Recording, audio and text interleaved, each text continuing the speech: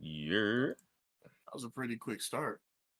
sure was. It sure You was. had it queued up. So anyway, largest Hindu temple outside of India in the modern era opens in New Jersey. Let's get straight to it. It's like, no. I actually do want to know where this is at though. This is in Jersey. Where? 126 acres. Nigga, where is this Damn. at in Jersey? Which has been in the work for about 12 years. This temple has come under scrutiny and criticism after a civil lawsuit alleged forced labor, meager wages, and grim. Oh. Complaint alleges that those exploited were Dalits or members of the former untouchable caste. Oh, now we're getting into caste shit. Okay. Anyway, let's take a step back from that for a second, Yeah, I guys. was about to How, say how you are we kind of feeling? jumped in kind of heavy there. How are we feeling? How are we feeling? Feeling great. This is a nice, relaxing, calming Saturday Yes, sir. Yes, sir. and a long weekend for Indigenous People Day on Monday. Don't gotta go to work, so feeling good. Wait, what's Monday? Monday a holiday? What is Monday? Indigenous People Day, formerly known as Oh, yeah, formerly known as that Columbus fuck Day. niggas. Yeah, yeah, I know. Yeah, lame, Whack ass, whole ass nigga day. Fuck ass nigga day. nigga. Oh, duck ass nigga. Lame ass, Um, whole ass nigga day. yeah, no, I mean, I'm shit. I'm feeling all right, man. Saturday, got to sleep in a little bit. Um, yeah, I just been cooling, man. Just been hitting this little vape I got. I'm not gonna hold you. I got one of these elf bars, right? One of And these here's what? what I would elf bar. You know what elf bar is? Nah. So it's just a vape. You could just Google search elf bar while I'm describing it, but it's literally just a vape. Just a weed And vape. no, not that, not that. It's just like straight vape. You started doing nicotine? So hold on, let me explain myself. Let me Oh, explain myself. how the I didn't mighty buy it. have fallen. I didn't buy Oh, it. I didn't purchase this. oh Stop. no, man. No, this nigga's a nicotine enjoyer. Stop. I didn't purchase it. So, Over or under how long it takes you to start smoking real cigarettes? oh, never. A You thousand years, sure? nigga. I hate It's real a cigarettes. it's a slippery slope. That's how I started smoking. I It's started off not that small. slippery, nigga. Yes, it is. It Not for me, is. nigga. I can't speak for the rest of them niggas. I started smoking cloves at first. Um, Because you hated yourself then. well, the people I was around, that's what they smoked. Eventually moved past that, and then I started smoking Black and Milds, and I had then that phase eventually for a little went bit. straight to cigarettes. And then I think I smoked cigarettes for I don't know, probably from like age 18 to 24. Ooh wee. Now I'm gonna give myself some credit. I told myself I'm gonna stop smoking at 25 because 25 is when your body, you start to get older, your cells stop, reproducing at the same rate. So I was like, well, I feel like once I turn 25, I'm gonna start really doing some permanent damage. So I'm gonna stop, and I quit cold turkey. Haven't had a Let's cigarette in go. 5 years. And five of them things, nigga. Count them. And the reason I said it's a slippery slope is because I tried vaping like when I was trying to quit smoking, and it's like it doesn't give you enough of a buzz. It just makes you want a real cigarette even more. But See, I guess if you don't smoke, I was just about to say you don't the have no beauty frame of of reference. the beauty of me like mentally always thinking cigarettes were disgusting is that my brother in Christ, I will buy 50 of these and double fist them before I ever smoke a cig. Mm. Which, granted, probably wouldn't be better for me anyway. But the point remains, for me, it ain't no slippery slope. The only slippery slope is me copping another one, which I'm not planning on doing so. Like, but Mm. literally, my girl had a few, and she just had a flavor she didn't like. She was like, "Oh, this is lemon man. I don't like that. It's too grown. I need like the whole point of this is like you need some. They be smoking fruity flavors like mango, apricot, and shit. Yeah, So tropical like, fruit punch. yeah. So the lemon mint is just like, what's this like this is a Marlboro Light? Like, what is this? What is this? So I had it, and I was like, oh no, this is good to me. And literally, dog, this was when I was in Mississippi, September. I was from the 9th to the 16th. No, the 10th to the 16th. And it is what? almost a month from then, this thing still ain't finished. Like when I tell you I have been waiting on the day that this is done so I can be freed from the shackles of iniquity. You could just stop smoking it. It's not like you gotta finish it. Oh, it do a little something, something. So it's like See? while I got it, I'm gonna utilize it. But it's just like I'm Yeah. not gonna cop one. I know the store around the corner got them, but I seen that. I said, don't show me that again. Make sure you drink and then smoke afterwards. It's gonna take it there. It's gonna take it up a level. I've done that. I've that Yeah. trust. hmm Um, The reason it's nice is because you're not a Nick fiend. Like these kids that be like that's actually fiend. smoking vapes. That shit is probably last a He few said days, maybe a fiend, week. fiend. Yo, that what's so crazy? That literally like put shit into perspective for me. Like, because again, it's a month later and I'm still working. Like, mind you, she hit it like 3, 4, 5 times. I was like, yeah, nah, this ain't for me. So it's supposed to Mm-hmm. have 5,000 plus. Nigga, it got 4,995 in it. Like when I got it, so it was basically brand new. Mm-hmm. But it's like that put it in perspective for me because it's like, dog, there are niggas who will burn through this in a week. Oh yeah, I'm afraid of y'all, yo. I'm afraid it's of y'all. I'm afraid for y'all as well. real life Nick fiends. It's real. It's not Like, just memes. brother, in a week, if it's supposed to be 5,000 in here, right? Let's just pretend that that number is correct. 700 puffs a day, or you taking what 350 double puffs How a many day? puffs are on a normal cigarette? I don't know what like the actual math on that is, but even that blew it. Like even that blew me because like I put that in perspective too. Like damn, like niggas will smoke a pack a day. Smoking a pack a day is always, even when I was smoking like at my height. The only time I might go through a pack is if I'm drinking, because the nicotine increases the high when you're drinking. But on a Hmm. normal day, I'll smoke one when I wake up, smoke one on the way to work. I'll probably smoke one around lunchtime, and I'll smoke one on the way home, and then I'll smoke like before bed. So like at most, I'm doing like 5 a day. Smoking a whole pack is that just my lungs burn thinking about that. But yeah, no. So I literally like that shit just put all that shit into perspective for me. Like, yeah, nah, that is insane what y'all be getting into, dog. Like, y'all be moving crazy with that. But shit, where we want to start, man? Where we want to start with this agenda? Yeah, what we got? We got anything that's not on the agenda? Anything you want to just any freebies, any throwaways? Uh, I've just been so enveloped in this COD beta that I haven't been paying attention to the news, really. Well, I mean, it's not even true because we were just talking about the Israel situation before this, but I don't really have, too much going on that I really want to discuss. We can get into it. Well, shit. Well, you mentioned it, so let's jump straight into the COD beta. What thoughts? Thoughts, roommates? Thoughts? It's very good, well polished. Hmm. Um, Hmm. the movement is very fluid. The gunplay is good. The guns are good. I like every gun in the beta that I've played with. Like none of them are bad or like you just don't want to use. They're all good. Um, my only complaint is the same complaint that I have for every COD game. Most COD games aren't bad. Just the people that play them do annoying shit that make the game bad. Hmm. The typical camping, sniping on maps where you have no business to be sniping. Like, why are you sniping on Favela, one of the most run and gun COD maps of all time, and you want to snipe? Just Are those old maps? Are they the same size, or have they like expanded them a little bit? they've expanded them. So like it's favela in name alone, as where it's basically just some slum in Brazil, but this looks nothing like the original favela. Okay, so it's They not the favela, yeah. Because I saw no one no. map. I forgot what map it was, but it was pretty similar to the older one. I know they're bringing back terminal. They're bringing back high rise, which I'm excited for those. They have estate in the game right now, and it's pretty close to the original estate. There's a few changes, but it's pretty much the same.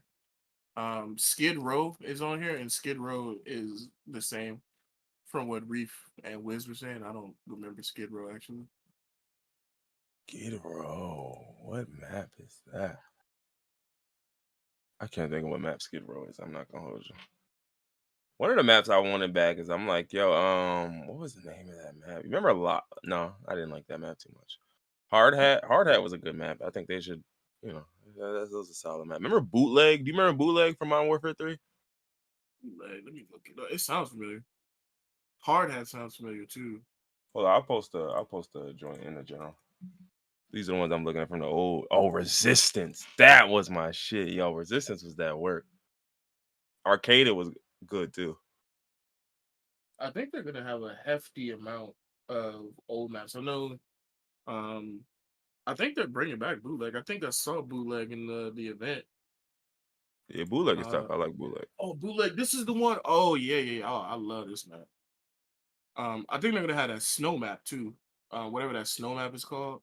Yeah, I'm looking at it. They got Rundown, Rust, Scrapyard, Skid Oh, Row, it's the scrapyard. Ooh, Terminal, Wasteland, which I hated. Uh Afghan. Well, I can't say I hated Wasteland. I used to get nukes on there Afghan. a lot. I loved Afghan. That's one of my favorites. Estate, that was the one. Okay, yeah, Estate went super hard, Yeah, man. Estate. You got the intervention, the thermal on it, the fall camo. Oh hmm man. But yeah, Ooh, so okay, so what? So it's looking good, man. You think so it's one looking thing I've good. noticed about a lot of betas, because I saw it with the Mortal Kombat beta and well, really just betas in general, is that a lot of times they'll push shit in the beta and then you get the game and it's like, oh, you severely patched or nerfed or buffed, or you know what I mean? Like it's like you worked a lot of that shit out, because like you'll play something in the beta like, yo, this combination is fire.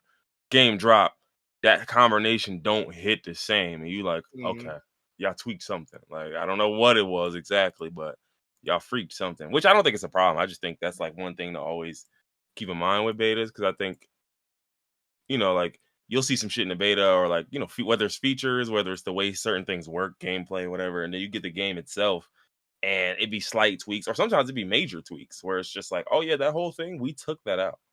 Yeah. Nothing in this game has really been too broken besides Battle Rage. And they already nerfed that. They said they don't wait until the main game. They nerfed that in the beta. Yeah, they was like, okay, I Um, know, I understand. That's a little sus, huh? yeah. So I don't know. I don't see them changing too much because everything feels like super balanced, and nope, there's not really any cheese that I've seen people do. Everything's just fun, well balanced. The only thing that's annoying is, like I said, the people to play. All right, all right, well, shit. Ooh. All right, well, shoot. Shit, I ain't got nothing else for the beta. We can play it Um, tomorrow with the rest of the normies, the plebs. Stop it. Yeah, I didn't realize when niggas bought Mortal Kombat, they paid like an extra $30 for early access, or $40, I think, for early access. And I was just like, son, please don't let that become industry standard. That is so sick. I don't. I don't think I got Mortal Kombat in early access because I got it on the 14th, but I didn't. I don't think you had to get like the super special edition for that, did you? I think so what I was seeing, it seemed like either Was they there got it earlier access longer. Yeah, before the they 14th? yeah, maybe Okay. they got it for like an extra week or something. Because a lot of Oh, the that's crazy. professionals and like like the competitive niggas, a lot of them They had had it, like yeah, paid for their, like they paid the extra $40. I think it was 100. I think, if they were not, if I'm not mistaken. And I was just like, please don't let that become a standard, yo. I beg of you. Like, niggas, you gotta pay for the beta? Basically, that's what you're telling me. I'm paying for a beta. That's essentially what you're telling me. yeah. No, that's kind of nasty. That's very nasty. Please don't. At least with Call of Duty, you don't have to get the super special Vault edition. You could just get the normal game as long as you pre-order it. You get the beta.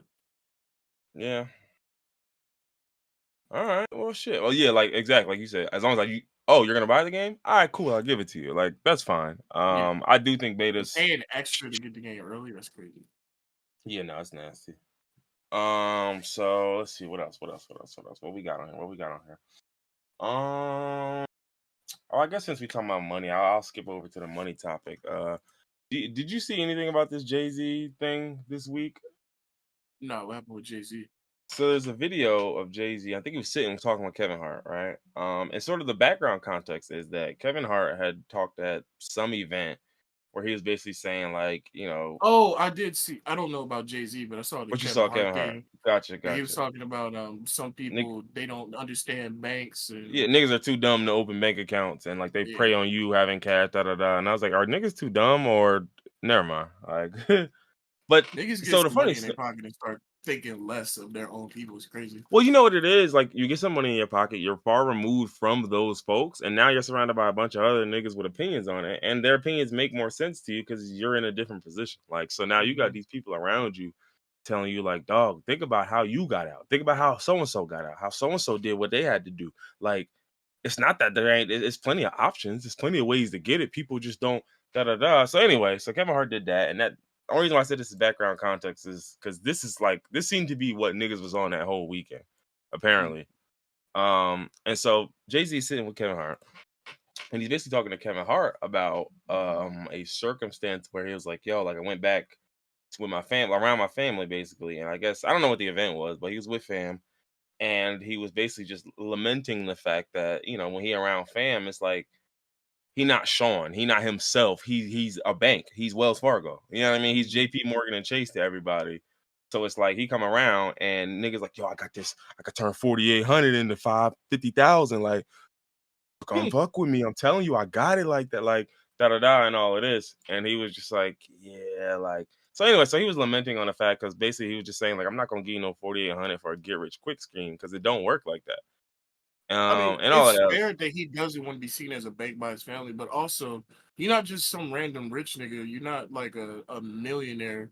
You're a billionaire. You can give whoever the fuck you want, however much they want. Yeah, for sure. And so this whole thing sparked a whole conversation where, and this is one thing again, like I'm not gonna defend Jay Z, but what I will say is I genuinely hate this phenomenon where people will not watch something but comment on it. They will not Hmm. read something but have an opinion on it, and it's like because pretty much then the conversation was just like, oh, like this nigga talking about he don't want to give 4,800 to his cousins when he got billions, and it's like that's not the full context of what he was saying. Like, because my thing Yeah, is, it's a get rich quick scheme. He's just gonna lose the money. yeah, especially in the case of somebody like Jay Z, right? Like, He's a businessman. He know a scam when he see one. I wasn't even gonna go that route. That part is true as well. But I was gonna go the route of Jay Z's been rich, not billionaire rich, but he's been rich, millions for what 2 decades at least. Hmm. So it's like when you've been rich that long, somebody coming to you asking you for bread, it's probably the same person. Like, so it's like you've already helped these people, you've already done this, you've already done that, boo, boo. Like, and that's just my thing where I'm just like, listen, I'm not gonna hold y'all. I might sound crazy. I don't care how much bread I got. If I like say I throw you five and you say, oh, I need five, I throw you five, and then in a month, you come back, I need 10. I throw you 10. And then at some point, like I start looking and I see what you're doing with the bread, and it's just you tricking with this money, or you just, you know what I mean? You just Yeah, buying Gucci clothing, or you just buying bullshit with it. Like whatever bullshit you gonna buy with it, you buying with it. Like at a certain point, it's like, bro, listen, I don't care how much bread I got, bro. Respect my dollar. Like, what is you like what is yeah, you, literally. like Especially if respect you're my not dollar. using the money for no business, you using me like a bank. You just asking for money and you going out and buying shit. And when you need more money, you come back. Hmm. And that's what killed me because it's like this whole thing where you give somebody money for a business and da da da. Like, dog, be honest. How many of Jay Z family members do you think came to him with real and true business plans? I'm sure quite a few of them niggas did, and they probably got some bread to start their shit up. But Hmm. that's the other thing where it's like I hate when y'all act like y'all don't know how this typically goes. Like again, none of y'all are billionaires, me included. So it's not like I can see it from that perspective. But just from the perspective of being a nigga in your family, whether immediate or whatever, who has it and people know you have it, like we've all been there. Hell, even in your friend circle, like you have been in a friend circle where you got it and Hmm. your friends don't got it the same way you got it. And it's like, all right, cool. I don't got no problem getting my niggas bread. Cause like, look, if we go out to eat, I'm just not gonna have my nigga not eat with me. Yeah. But then think about it. But imagine it like this. I go out to eat and I pay for my man's dinner. Cool, cool, cool. Then I see him with some Balenciaga sneakers on in an Instagram caption. I'm a, Or he's like got again, I'm not Balenciaga money at dinner. yeah, all right, cool, cool, whatever. Then we go out to dinner again a few weeks later, right? He ain't got money again. But he got the flyest fit on. He got a $2,000 fit on. At a certain point, does that not ring weak? Like, does that not send those messages to y'all. I get it when y'all act like, oh, well, if you got an infinite amount of money at billions, then it's like, blah, blah, blah. But it's like, then that's the other thing where like net worth and the money you got ain't the same either. And again, like I said, these aren't excuses for niggas because truth be told, 4,800 is nothing to Jay-Z. I don't care what his Literally net worth nothing. is 2 B's. I don't care what he got in his bank account because 4,800 ain't shit. It really isn't. But I do get the premise of like, nah, because I listen, I'll tell you right now, if I had billions, there are quite a few family members I would do nothing for. I'm telling y'all that right now. And that's not, no, he got his money and changed up. Nigga, I was never gonna do nothing for them niggas. You missing the point. I've never done it now. Like, I'm not doing nothing for y'all. Like, some of y'all, some of y'all, listen, I'll put on once or twice, and then after that, look, dog, I ain't about to just keep throwing bread at you. Like, you're gonna have to come to me with something. Like, you know what I mean? Like with a plan to keep making money, with a plan to turn my 10,000 into a sustainable thing for yourself or something. Like, I'm not about to just keep throwing grants at you. Yeah. Like, I just don't like, to me, it's not, I don't care nothing about no money amount. Like, and I know it's easy to say now because again, 4,800 is just, it's just, that's not light money to me. But I don't know, man. Like, I just think a lot of those conversations, I'm like, y'all don't ever try to See not context. empathize, but like y'all don't ever try to put your. I didn't. If you so mad at what he did, I'm not even addressing that. You can be as mad as you want about Jay-Z or billionaire niggas. Da da da. Put yourself in that nigga's shoes, and you have that money for 20 years. Like, you really got to paint the picture so you can understand why a nigga will arrive at a point to where he won't even throw an amount of money that is minuscule and means nothing to him at a cousin because he understand what bullshit y'all on.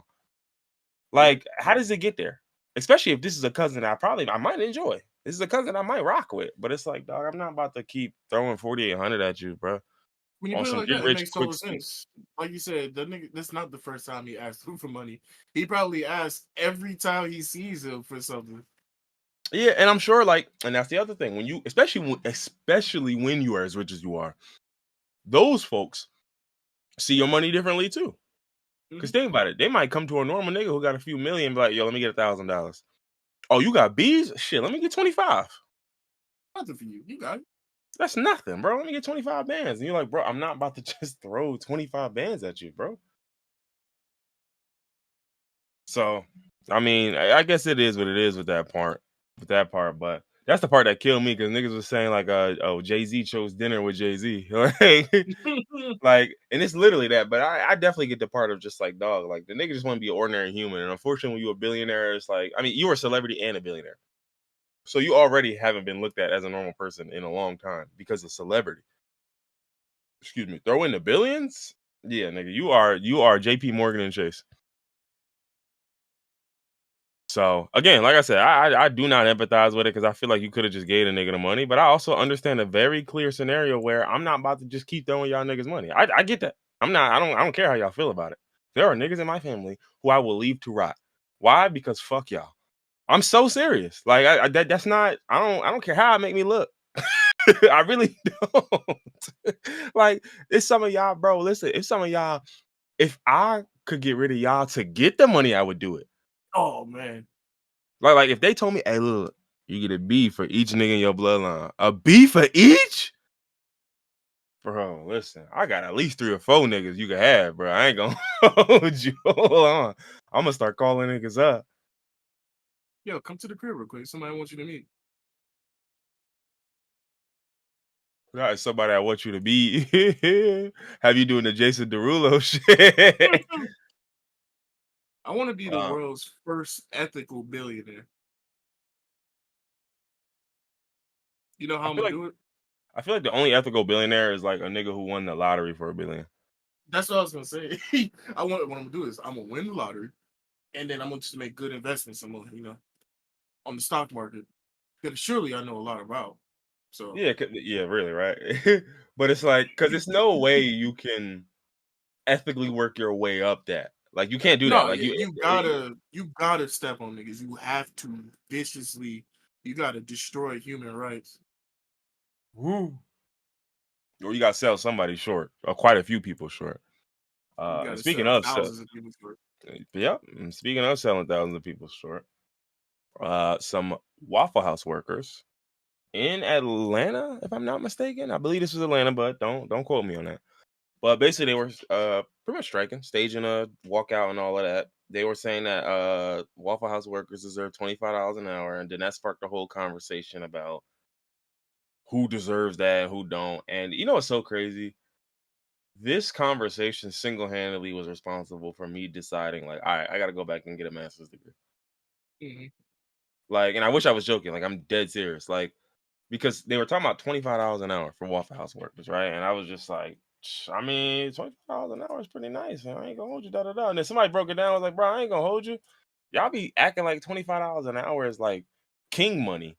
Y'all be acting like it's like princely, like nobility money. And it's like when you do the taxes on that, nigga, you are coming home with like 40 something thousand.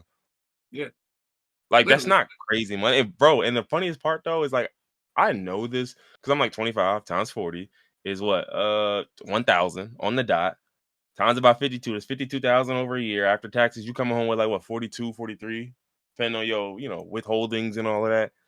So it's just like, yeah, no, that's not a lot. That's not a ton of money. It's not. And then that's when I really realized, like, dog, I gotta go back to school and get a degree.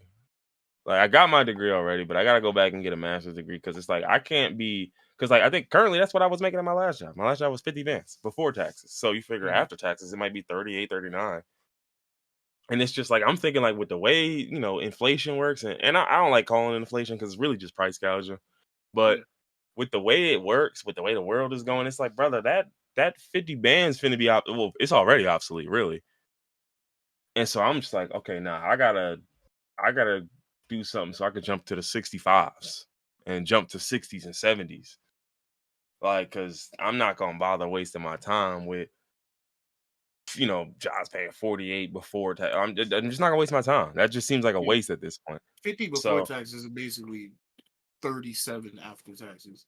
You yeah, still living in poverty yeah, for the you most part. brother, you're making 800 a week. Like Yeah, it's not crazy money, I promise you. Like but yeah, literally, so this whole thing, and it was so crazy because a lot of niggas was sitting up here talking like, oh, like da da da. And so much of this discourse around what worker deserves what pay is centered around y'all putting y'all worth in y'all wallet. Like again, it's the same conversation we always have. Like to me, I would never see a Waffle House worker getting paid $25 an hour as a threat to me. One, because I could simply go work at Waffle House if I wasn't making 25 already. yeah. Or, but two, because if the Waffle House worker, who no disrespect to Waffle House workers, but they didn't go to the degree to get specialized skills for this, right? They didn't go to school and get this. So if they making 25, then I have the easiest argument in the world for say 30 or 35. Because it's like, well, nigga, if they getting paid 25 and I got a bunch of special skills that I went to school for 4 years for, nigga, you not about to pay me no 28.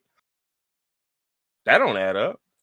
So once you raise the floor, nigga, now the ceiling is higher for everybody. And then people always do that fake economics. First of all, I hate economic arguments. I hate them. You know why? Because economics is fucking fake. We made it up. It's all fake. It's all just a bunch of shit that we adhere to. You go to a different country, they got a whole different economic system where the shit that we talking about don't even work over there. And the shit they Mhm. talking about don't even work over here. It's all fake. It's all we just made It's it all up. made up, literally. So to me, it's just like, dog, I hate when y'all do this. But if everyone's making 25 and minimum wage is da, then the price of everything. My brother in Christ, a McChicken is $4.19. What do McDonald's workers make on average? It's probably like 12 hours, dollars an hour. Like, what are we talking about, dog? A McChicken is 4.19. It's literally just corporate greed that America, we allow it. Well, Yeah. not we, but like, the niggas in charge. Because I know you should have seen it going around because it's been like the topic on Twitter for a while. But in Denmark, McDonald's, a Big Mac, a McChicken is cheaper than it is here. The employees make more. They get paid time off. I think they get like 6 weeks vacation. Mm-hmm. They get treated a billion times better, and the food still costs less somehow. Why is it Mm-hmm. not like that here in America? And we know why it's like that over there because Denmark literally enforced it and made it so. Yeah, exactly. Did everything crumble? Did the world fall down? Is Denmark in turmoil?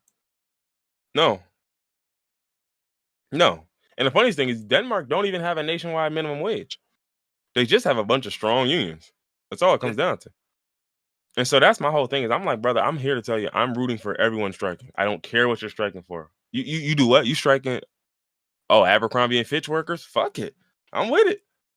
I'm with it. I don't care where you work, brother. If you are striking, you feel like your conditions, then if you got that leverage, apply pressure. It's just that simple. Because this is like I don't understand how y'all don't see this as a boon to everybody. Because even in some cases, think about it. Look at it like this. If they start paying these niggas 25, this and that, maybe you can't go to your job like, yo, y'all should be paying me 30. Y'all should be paying me 35. But your job might get the feeling, all right, if they can make $25 working at Waffle House and that we pay them 24 currently, let's bump it to 28 just so we don't got no Just no problems with issues. yeah, right. Like, because they feel like that's a happy medium. You make a little bit more than them still, so you're still better than them. But we can't get y'all 30 or 35 because then what? Then y'all would understand how this shit works intimately. But so much of this is just prestige and people feeling like they are better than people because they make more money than you. Because it's just like, dog, I'm here to tell y'all, like the disposition it takes to work in food service. Many of y'all don't Any have that. restaurant, not just Waffle House. Yeah, right. No, food service in general, nigga. Not fast food, food. Like y'all don't have the temperament, the disposition for this. So it's like these people have a unique set of skills that, or maybe they don't. It don't really matter because they're getting hired, right? So my whole point being is like, I hate when niggas who for example, right? Like you had a dude who's like, oh, I do payroll processing. If I don't do my job well, or I don't show up to work, or I take vacation, I do this and I take unlimited PTO, then people don't get paid. And I was like, first off, you are literally lying.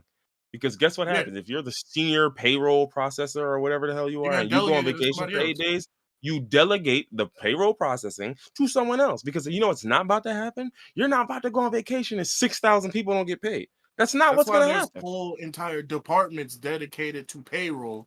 You're not the only one there that's setting up the checks. Quit lying. Right. And so even on top of that, then my other thing is like, dog, I'm here to tell you, I worked another job. Where I was a health writer for all intents and purposes. That wasn't my title. It was a long ass title. I ain't gonna say it. But I was a health writer, basically. And dog, I sat in front of a computer and typed. Sat in front of a computer and read. What makes what I did there inherently more impactful than a nigga serving fast food? In fact, I would argue the nigga providing direct sustenance to people actually has a more impactful job than what I was doing. Truthfully, Yeah. like nigga, a medium number 7 with a grimace shake, brother. That's gonna make your day. I'm gonna write my article, and at the end of this week, guess what? Maybe 180 people read it.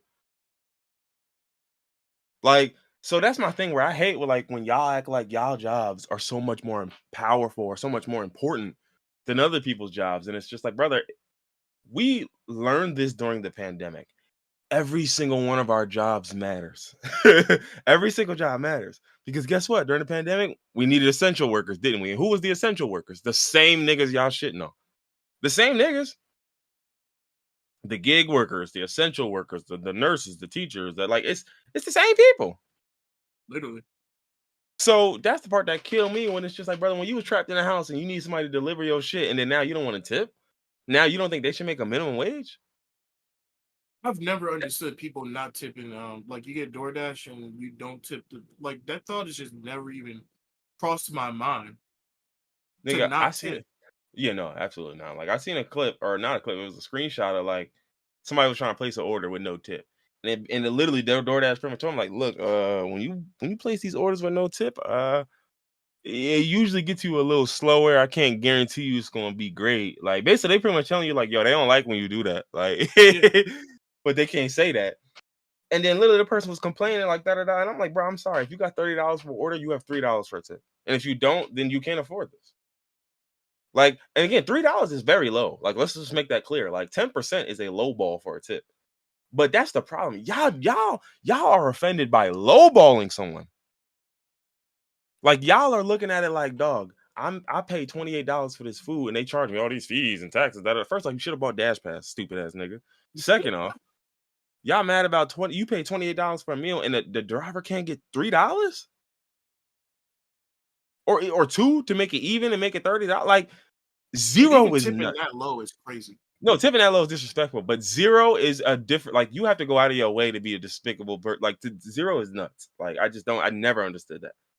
I never understood nothing as a tip. That's crazy. I did that one time, and I remember a guy sat and waited. It was like Domino's. He was looking like as if he was going to get a tip, and I was just like, "Bro, look, I'm sorry. All I got in cash, $15. Like, order was like $14.30." And he sat there and looked, and just that look on his face, I was like, "Damn, that was fucked up." Yeah. I should have found some singles for him or something. Like, but I didn't have none. But then literally after that point forward, I'm like, bro, I'm not about to tip you niggas and not give you niggas. Like, give you a 70-cent tip. Bro, that's crazy to me. Y'all niggas is violators. Nasty individuals, dirty, filthy, no home training, diabolical people. But so much of the striking, the pay increases, so much of this shit just comes down to people buying the propaganda about all these other people. Like, and it's so crazy because like I was talking to my girl yesterday and we were talking about like for example, when you look at teachers, right? A lot of teachers are underpaid, but think about teaching as a profession, right? Like, what are some skills that are required of a teacher, right? So let's say empathy, right? Communication skills, like certain shit like that, right? But I started with empathy for a reason, right? So empathy is a big one, right? But let's liken that to a few other careers. If you're a nurse, empathy is one of your big parts of your job. If you say are a therapist or some sort of social worker, empathy is a big part of your job. Now, of all them fields I mentioned, what do they all have in common? There's a few things they have in common, but they all have something in common as it relates to who does these jobs. Yeah. I'll give you a hint. They're women. So then there's a thing, right? So you have these fields, and almost every field I mentioned. Think about it: teachers, what was the other one? Social workers. Uh, all are what? Also underpaid. So think about that, right? Putting the pieces together. You're putting the pieces together. So you have a field filled with women who are empathetic, and empathy is a big part of this field. Like, put it this way: if you're the type of guy who has the disposition of a CEO, you can't work in these fields. It won't work for you. It's just not like that attitude, that way of seeing the world just isn't. How do you even get the disposition of a CEO if you're not a CEO? You just Well, no, what I'm automatically saying think is, you. there's been studies on like basically like CEOs tend to be certain types of people. So it's not like you became like you got the CEO disposition before Oh, you were a okay. CEO. Like, you had it, you did. Like, you just had a certain disposition that makes you more like More likely or more fit full for the yeah, position. exactly, more fit for certain fields. Like, it's like, oh, he's like a heartless, unempathetic Nick. Oh, I need him to be my COO. Cutthroat, ruthless. Yeah. Oh, he's got to be my Yeah. operations coordinator because he won't give a fuck about the people. He'll just care about how the operation works. Right. So, like, anyway, what I'm saying is like, so you have the empathy part, and think about it, that's the biggest key as to why those fields are underpaid is because we always talk about striking and everybody going on strike and everybody walking out, da da da. But it's like, think about it. If I'm a teacher at an underfunded school that's understaffed and it doesn't have a bunch, like, it's like, dog, I know if I walk out, no one else has these kids. Same thing with a nurse. I know if we all walk out, who takes care of these patients? Same thing with a clinician or a therapist. If I decide to walk off my job because they doing me dirty, who's gonna handle your episodes? So these fields bank on the empathy of the employees. They bank on the Literally, fact it's that almost like they're holding them hostage. Like, literally, no, it listen, if you is. It go is. anywhere, these kids gonna, Yeah, and it's if you like, go somewhere, these and the worst part, patients, is this field is so like you don't even have to really tell them that because again, they this just field, know. yeah, they just know because this field draws in a certain type of person. Nigga, if you sign up for social work, it ain't because fuck them kids, nigga. You wouldn't be a social worker. Like, you wouldn't be a social worker. Now, granted, you might turn into that over time because you jaded and you've been through this, you've been through da da da. But it's the same thing with teachers, nigga. I would assume even all the nastiest teachers I got at some point thought early on this is They about the had hope in kids. their eyes. They were, yeah, literally, Yeah, they yeah. had hope. They was bushy eyed, the doe eyed, whatever the hell you want to call it. Like, they was like, damn, nah, I want to help these kids. But then you go to school and it's like, damn, well, we don't got enough books, we don't got enough teachers. And so I'm not necessarily this, but now I got to do shit outside of my role. And in another job, what would you do, right? Like, for example, if you work somewhere, right, and your job had a bunch of list of things to do, and then they suddenly was like, "Hey, can you speak Spanish?" And you're like, "Yeah, I can speak Spanish." And they're like, "Yo, can you translate for us?" Cool. That's a new duty you have added to my role. I should be getting paid for translation. Yeah, literally. Truth be told, People pay top dollar for translators, as a people matter pay of top fact. dollar for it. In fact, right? But if I'm a teacher and I'm doing something like that, where I'm doing something way outside of my description, but I know it's because we just don't have that role filled in our school. So somebody's got to do this. I do my part. The other teachers do their part. A couple or administrators do their part. So it's like they bank on y'all having so much empathy for the people y'all serve that y'all will shit on y'all selves because if I don't do it, no one will. And that's true. It is true that if you don't do it, no one will. Truth be told. But that's why I think it's so fucked up. And that's what I say. Every time these niggas strike, every time somebody go, like, I know what it takes, brother. Like, I don't think y'all understand what people put on the line when they decide they finna strike.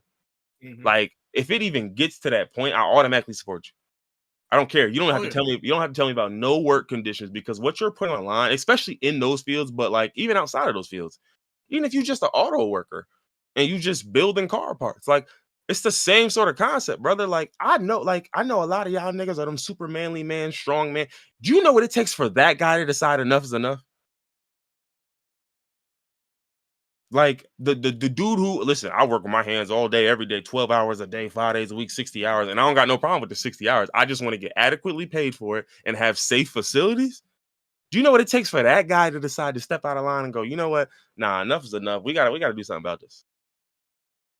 yeah, So it's just like, dog, I'm sorry. I don't care who's striking and for what reason. I'm supporting it every single literally. time. Every strike, Every anytime single I hear time. a strike, no Now, matter granted, what it now is. granted, I will complain. I just want to let y'all know. Like if football players decide they'll spin a strike, I'm gonna complain. Oh, you go, oh man, oh, I'm gonna be so annoying.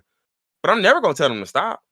I'm never gonna be like, y'all shouldn't have did that. I'm never gonna be like, oh man, no, I'm just lamenting at the fact that damn, I wish I was watching football. But I know why I'm not. Same thing with the basketball shit, right? Remember when the players decided they was gonna do all that during the George Floyd protests? Same Hmm. sort of concept. Yeah, I'm like, damn, I want to see some hoops. Y'all got me hyped for the bubble and da da da and all of that. And now we not, damn. But That shit, shit I think hurt I it, was but I get yeah, it. that shit hurt it. But nigga, I wasn't about to sit up here and granted, especially in that case, theirs really wasn't even about pay. Theirs wasn't about pay at all. It was just like, yo, the league's got to do something. Y'all got to step up, and we not playing until y'all do. So Remember I they say had all that. Obama try to talk him into. Oh yeah, yeah. Oh yeah. I'm Um, like, see how strong these strikes is. Like again, perfect example is the UPS strike, brother. They had them niggas by the balls, and UPS said no. There's no way in hell they didn't I even take the strike. risk. They were Yeah, trying. They really, were about to strike, and them niggas folded before the strike started niggas because they threatened it. knew it would have been crippling for the country if they just up and decided not to deliver packages. Mm-hmm. Niggas like, wait, hold on. How much of it does UPS handle? Ooh, hmm. Okay, The okay. government had to step in and tell them to take the deal. Niggas said, bro, stop, bro. Nah, yo. They not gonna hold me hostage because no, take the deal, stupid dummy. But yeah, so listen, I'm with it. I'm with the Waffle House workers. Shit, whoever Victoria's Seats workers, Victoria's Secrets workers, models.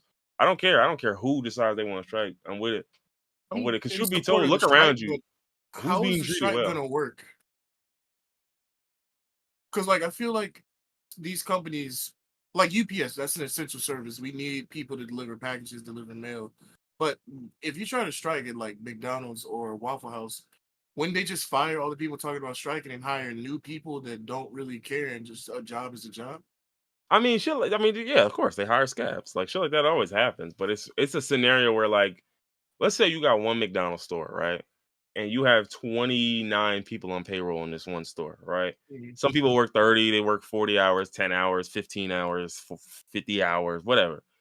If you can get 25 people from that store of 28 or 29 to strike, yeah, there's always the thing like, well, I could just hire somebody and replace them. But the problem is, one, it depends who's striking. Because if the upper management at that store were all included in the 25, well, then you can't just find a manager off the street. And then even on top of that, you still got to maintain your services at some point. So it's like, think about the process of, all right, I'm begging people to come for the job. I interview them. They come to the job. They train. Now, granted, training at McDonald's, I mean, it ain't that damn hard, but it's like, this is still not like a 2-day thing. Hmm. This is weeks.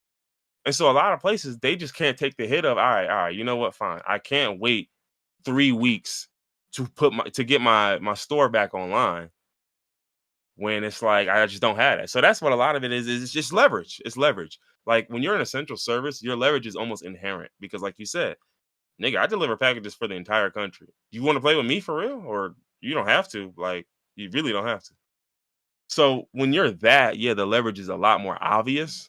So it's like, think about it. Even with this deal being signed, UPS could then wait 2 months and say, we're gonna strike again. And it's the same exact leverage. The leverage never ends because, truth be told, it's always, well, we handle most of the country's mail. So what do you want to do about that?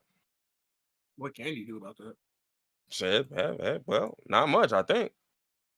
But so that's why it just comes down to leverage. So it's like, yeah, the McDonald's workers, like inherently, you don't have a lot of leverage. But then if you got the numbers, if you got this, if you got that, depending on y'all particular strike or y'all particular whatever y'all movement is, y'all might have a leverage at y'all store. And then maybe That's that why we inspires a need. few more stores. That's why we need class solidarities. They should be able to put it on social media or in the news and say we're striking, and then nobody goes to apply for a job there if everybody gets fired. But Well, we don't have that level of solidarity. that solidarity, I think, I think that's wishful thinking. But the solidarity I would like to see is people like, for example, during the George Floyd protests, a lot of folks got arrested, right? Hmm. There were bail funds popping up all over the place. There a bunch of them existed already, but then they were becoming bigger. I will tell you, I'm a person who got my little $1,200 check, and I put like 300 out of that into a bail fund. That's the solidarity I think we need, truthfully. Mm. We need people who are in slightly better positions than these folks to care about their plight and to offer assistance in whatever way they can, whether it's reposting shit, whether it's spreading the news of a strike, whether it's championing a strike, whether it's putting money in the pot. Like, not everybody's a financial person. Not everybody's a protester. Not everybody's a revolutionary. You know what I'm saying? Like, everybody else has different roles in this, but it's just a matter of trying to What can you find a do? place for you to, yeah, Yeah. what can Brown do for you? But it's a matter of literally finding where you fit in this, because it's like that with any movement. Like, let's be real here. When they was doing them Montgomery bus boycotts, brother, it's a lot of niggas who ain't cut out for all of that shit they was dealing with. It's a lot. I would go so far as to say 90% of niggas ain't cut out for. Yeah, they spilling drinks on you, they throwing shit at you, they screaming in your face. The tension in this room is thick, brother. It's shit. It could be a modern day L word in here. You know what I mean? I can't say the one, but Marshawn's last name. But you know what I mean? And it's like, think about it. Everybody in the movement is not cut out for that. If I asked everyone in the movement to be built for that or don't join the movement, my movement would be useless because I wouldn't have nobody. I would just have the niggas that showed up. But then again, you need bus drivers, right? You need somebody who's going to pay the bus drivers, right? You need people who are going to look out. Maybe a nigga on the street that's going, all right, I'm watching. All right, the police coming, right? Like, you need a million different people to play different roles in this thing. And so that's the solidarity I'd like to see, because I think that's much more attainable than just expecting niggas who are also desperate not to be scabs. Like, again, a scab is a scab. We can speak down on them in any way because I'm going to. But I know why y'all scab too. Let's be real here. Like, I know exactly why y'all scab. Y'all scab for the Hey, same life reasons is tough. niggas I got her. like you scab for the same reasons people strike. Yeah. Basically, like, it's just like, so it's not like I'm sitting up here acting like I don't get what you're doing. I just think you shouldn't be doing it, and I'm gonna lambast you for it. But so that's the part where I'm like, I don't expect that much solidarity on that end because niggas are gonna break the strike however they break it. But then you have some examples. Like, did you see the shit with Drew Barrymore? Yeah. Nasty. Like, yeah, like, so Drew Barrymore runs her show, and the funniest thing is they agreed. Like, WGA came to a agreement on a tentative contract, and then the writer said, "Well, we're not going back anyway." And it's like, oh, But okay. you So just tried to basically, do some whole shit previously, so yep. no. And I think, and again, this is just a conspiracy theory, but I do think somebody got in Drew Barrymore's ear and said, "Listen, you got a lot of clout, you got a lot of social capital. People really rock with you. Try it out. See if it'll work.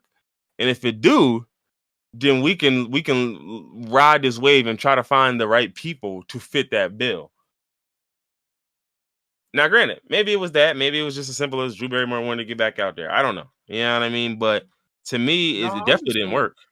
I would like to think better of people and think that somebody got in her ear. I'm not just gonna say Drew Barrymore just decided, fuck them niggas, I'm coming back. Well, I don't know. But then again, I don't fucking know her, so I don't know if maybe. somebody getting her ear is thinking better of her. To be honest. Well, I mean, if a higher up, you know how the industry works. Somebody Yeah, yeah, somebody gives you a suggestion. It's not really a suggestion. They lightly telling you what they want you to do. Like you don't have to do that. It's just like the alternative is me ruining your life. So it really is up to you, though. So that's what I mean when I say thinking better, because like if it's better to think that somebody quote unquote forced her hand as opposed to her just up and deciding to be a scab. Yeah, yeah, yeah, for sure, for sure. And like this, who's the dude from Arrow that's the complete opposite that was trying to be a scab and talking down on the strike, and somebody got in his ear and was like, "Hey, bro, you sounding crazy right now." And then the next day, he was pictured at the event holding the signs. Mm. He's oh, so I no, I didn't. No, no, because we basically because look, no, look. And the worst part was like his whole comments. I could tell the place he was coming from, and I was just like, "You are such a hoe," because it's like I can see Literally, exactly where you're coming from. You are playing this basically. You're looking at it like y'all are doing all of this stuff and it's causing harm to people and it's just like you're no better than them because you're causing harm to someone and nigga, it's it's just like causing it's harm to you because you got a new yeah show coming and out it's and nobody so gives a fuck. reductive and it's so reductive and short-sighted because so many people are losing opportunities in the meantime and I'm like brother that's what sacrifice is called nigga that's just how this shit works what are you talking about You you know how many think when people a part of that strike couldn't afford their rent and had to leave LA or wherever they were because it was too expensive and they weren't doing no work? That's sacrifice. yeah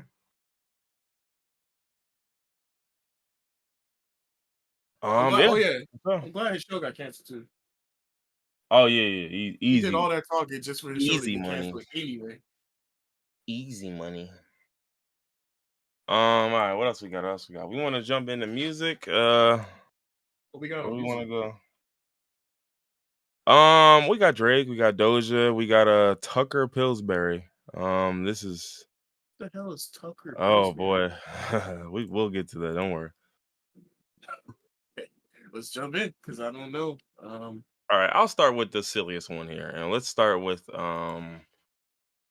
So let me. Okay, where do I start here? So I read a headline today, right? And I'm just gonna tell you right now, I don't know who either of these people are, but I thought the headline was hilarious, so I did a little bit of digging, and it just kept getting funnier. Um, yeah. So this part killed me. So basically, it was saying Emma Chamberlain and musician role model break up, and I was like, I'm sorry, are y'all just making up white people? They literally are. They're just There's a churning them person out. named role model. What are y'all talking about? Right. So I thought that was weird as hell. Didn't read too far into their relationship or who Emma Chamberlain because I just don't care. Right. But then I looked a little further and I was like, who the hell is role? Why is your name? How is your name role model? Then I looked How? them up. Yeah. Then I looked them up. Right. Role model is his professional name. Dumbass professional name. That's strike one. His real name is just prepare yourself. Tucker Pillsbury. Come on, man. And he is an American singer, songwriter, and former rapper. Before you ask, yes, he is. mean, Yes, he is. I didn't need to ask. I did not need Yeah, to ask. you didn't. I just thought it was I thought I would. So I just thought this was hilarious because I was like, Tucker Pillsbury is like a nepo baby name if I've ever heard it, brother. Like, what do your parents do? I want to know now. Like, what do your parents do? And then I looked and I was like, let's see, your dad is real estate appraiser. Okay. Your mom, special ed teacher. All right, they ain't got like crazy, crazy money. But I just thought this was hilarious. Like Tucker Pillsbury is such a fake fucking I name. Why thought is that? How is that really your name? I was thinking he was gonna be heir to the Pillsbury dynasty. Nah, that would have been too easy. Come on now. Why would he pick the name first off, your name is already insane. Pillsbury is a crazy name. But why would you pick the name role model? Like what were you why? And apparently, this guy has changed his name like 100 times. He began rapping under the name Tucker, first name, and then released his debut mixtape. He soon changed his stage name to Dillis, and then released another album. Dillis? Right? Dillis. And Dillis. hmm And then the next year, he changed his stage name to Role Model. hmm Then he got signed, da da da, and this and that. I guess he's been a role model since, but Tucker Pillsbury is his real name. This is why is that your name? And whoever Emma Chamberlain is, baby, why are you dating a nigga named fucking Role Model? Why are you dating a nigga with the last name Pillsbury? Yeah, either one, really. But this is hilarious. Mind you, they're like 22 and 26, and I was like, oh, this is little kid news. I ain't gonna get into none of this. Wish everyone well, or if they're racist, I don't. I don't know. But yeah, so that's that. That's all we got there. What else? What else we got? We want to do date. Which light skin do we want to talk about first? Let's get Drake out of the way because neither of us listened to the album, and we could talk longer about the Doja situation. Okay. Honestly, I could talk pretty long about the Drake situation because there was a bit more to. I'm not gonna talk much about the album What? because I didn't listen to it. Okay, Uh, so you got more on Drake than just the album because I don't know what's been going on with Drake. If you got more to talk about other than the album, so for those who don't know, for all the dogs or for all my dogs, whatever the hell it's called, dropped. Was it yesterday? Right? Something yeah. like that. And that dropped. And 23 songs. There's a J. Cole feature on there. There's two SZA features. Sexy Red's on there. Some other people. Cool. Whatever. So, as is the customary tradition when a Drake album drops, 4 minutes after the album to drop, there were people writing entire reviews. 4 minutes after the album drop. 12:05. Well, it dropped at 6 in the morning. But 6:05, niggas, yo, this album is trash. How can like, you a brother, 23 song album in 5 minutes? you were one song in, brother. So they did that, all of that shit, right? Some of the jokes are funny though, because the album dropped at 6 a.m., right? And people were just like, I know y'all Who drops niggas an did. album at 6 a.m. though? I don't know. But they was like, I know you unemployed niggas didn't just wake and Drake. And I was Wake crying, yeah. Drake. Wake and Drake had me screaming, yeah.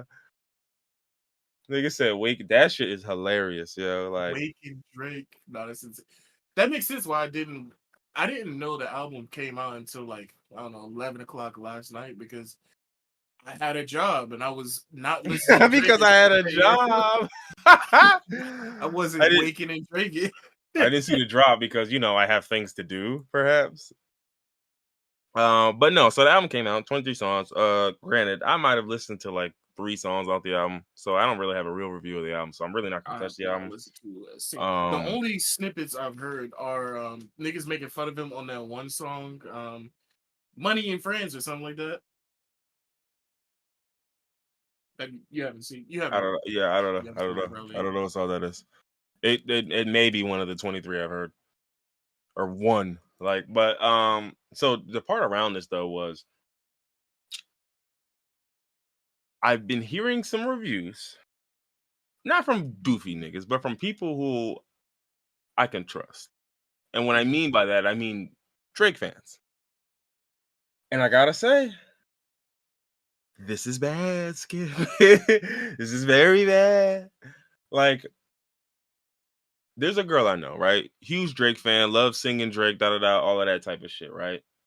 So, Mhm. okay, no. Let's step back. Before we get to her, the prevailing opinion I saw was from a bunch of niggas saying, like, oh, this shit whack, this and that. Now, granted, when I looked at the niggas saying it, I knew what that meant for the composition of this album. Like, I didn't know about the quality of the album, but I understood what type of songs were on this album based on who was saying it was ass. So I'm like, Mhm. oh, okay, if y'all saying it's ass, that means it ain't enough rapping on here. Okay, cool. Got it. So with that being said, then I'm thinking, well, if it's one of those, if this is like a certified lover boy type vibe, then I know at least a few people who I can get an honest opinion on it about because they love that type of shit. Mhm. So I asked one girl I know, one of my mutuals, and she said it was a 6 out of 10. She loves singing Drake. She don't really like the rapping Drake, and she said it was a 6. And I was like, okay, That's interesting. interesting. So talk to my girl and her friend. Granted, my girl is a Cape Crusader for Drake. She swears she don't be, and it be making me mad sometimes because like we'll be talking and I'm just like, yo, you just caping though. Like I know you don't hear it, but it's like you probably can't hear it when you riding like that. Like it's wild. But even she said like, nah, this ain't it. This shit is not it. And then her friend said the same similar thing. It's like, nah, this ain't it. And dog, these niggas, these two are shoot like they love Certified Lover, but every album that niggas say that is ass, they love them. So for them to say that this wasn't it, I was like, interesting. So I don't know what to think of this album. So again, I don't know what the album is gonna be, but from those opinions, listen, dog. When the ladies who love the slow singing shit say it's whack, and the niggas who love the hard shit say it's whack, what does that leave us with? Like, it sounds like you That's did. It sounds like you sounds like did we're in a. a tough spot here. Yeah, it sounds like yeah. We're in a bit between a rock and a hard place. Like it How sounds like many you did. Drake fans are smack dab in the middle that don't care for either the rap or singing? They just like the middle. I mean, not even that. I'm thinking to myself, what this sounds like is it wasn't enough rapping, and then the singing wasn't good enough. Wasn't good. Yeah. So that's what that sounds like to me, and I'm like, okay, interesting. I'll see what it is. But anyway, the other thing I was going to mention about this album was that there was this. So been this dialogue, I guess, between Drake and Joe Budden, right? About I this album. just saw a screenshot, but I didn't read Just the saw it as entire well. wall of text that Drake Yeah. put First out. off, you writing paragraphs shows me that you are shook. Like that's crazy to me. You are writing a fucking paragraph about this boo boo ass album. But okay, let's keep moving, right? So basically, he goes off in a whole paragraph. The whole paragraph is nothing but personal attacks, right? Which I think is hilarious. But granted, Joe also did start this with a personal attack. What did Joe say? Joe had a few things to say, but his basic critique was that you need to start hanging around some adults so your lyrics can show that you were hanging around adults. Because you are still rapping like a 24-year-old or a 25-year-old, like you're just some I college kid. mean, you call that an attack? I'll call that just No, that's that's facts. what That Drake be is doing. facts. That is the factual thing. Like, brother, this like I'm watching you do it. What was a Listen, grown man doing testing Millie Bobby Brown before she turned 18? hell, we can keep going. What is a grown man doing wearing all that shit you wearing? Trying to be Smino. You trying to be young again, nigga? Nigga, you 36. I don't know if he really 36. I just call every old No, nigga 36. I think he is up there. I think he is like 36. He's like 35, something like that. But so anyway, so that was basically Drake's or Joe's whole thing, right? And so Oh, he's again, exactly 36. I just looked it up. exactly, nigga, you're 36. And so that was the first part, and I thought that was wild. And then so basically Drake writes a long paragraph. I'm not gonna read the whole thing, but basically his whole thing was like basically you failed at music. So for you to have critiques about me on music and you hung up your jersey and Does da da da and deciding all, you don't want to rap anymore and retiring mean you failed at music? I don't care. I don't know. Can niggas not retire? Or So he did all niggas just that and ran his mouth, bumped his gums with all that, this and that, right? And basically a long way of pretty much saying, fuck Joe Budden. You failed at rap. Nobody remembers your career like that. You didn't get that love that you wanted, so now you hear shitting on other people, da da da, this and that. I think there might be some truth to that, but I still think, unfortunately, none of this bodes well because Drake also mentioned he was going to take a year or some time off from rap due to stomach issues. And I was crying because I'm like, see, that's all them damn perks you've been popping. Nigga, like, you keep mentioning perks in every other motherfucking song. I know that stomach line and toe the fuck up. I saw a tweet saying that remember he got ab surgery. Somebody said them plastic abs floating around his bloodstream like the Silver Surfer. I'm screaming. But yeah, so he says that, and then literally, like, and the funniest part, he writes that long ass paragraph, and then Joe Budden's only response to it was just, you'll grow up sooner or later. Father Time is undefeated. Oh man, no, that's you lost, Drake. You lost. It's over. If Well, you that's what write a paragraph to a nigga and all he say is "you'll grow up someday," one sentence, I would feel cooked if I wrote an entire paragraph and a nigga gave me one sentence back. Well, luckily you're not a Drake dick sucker because they didn't see it this way.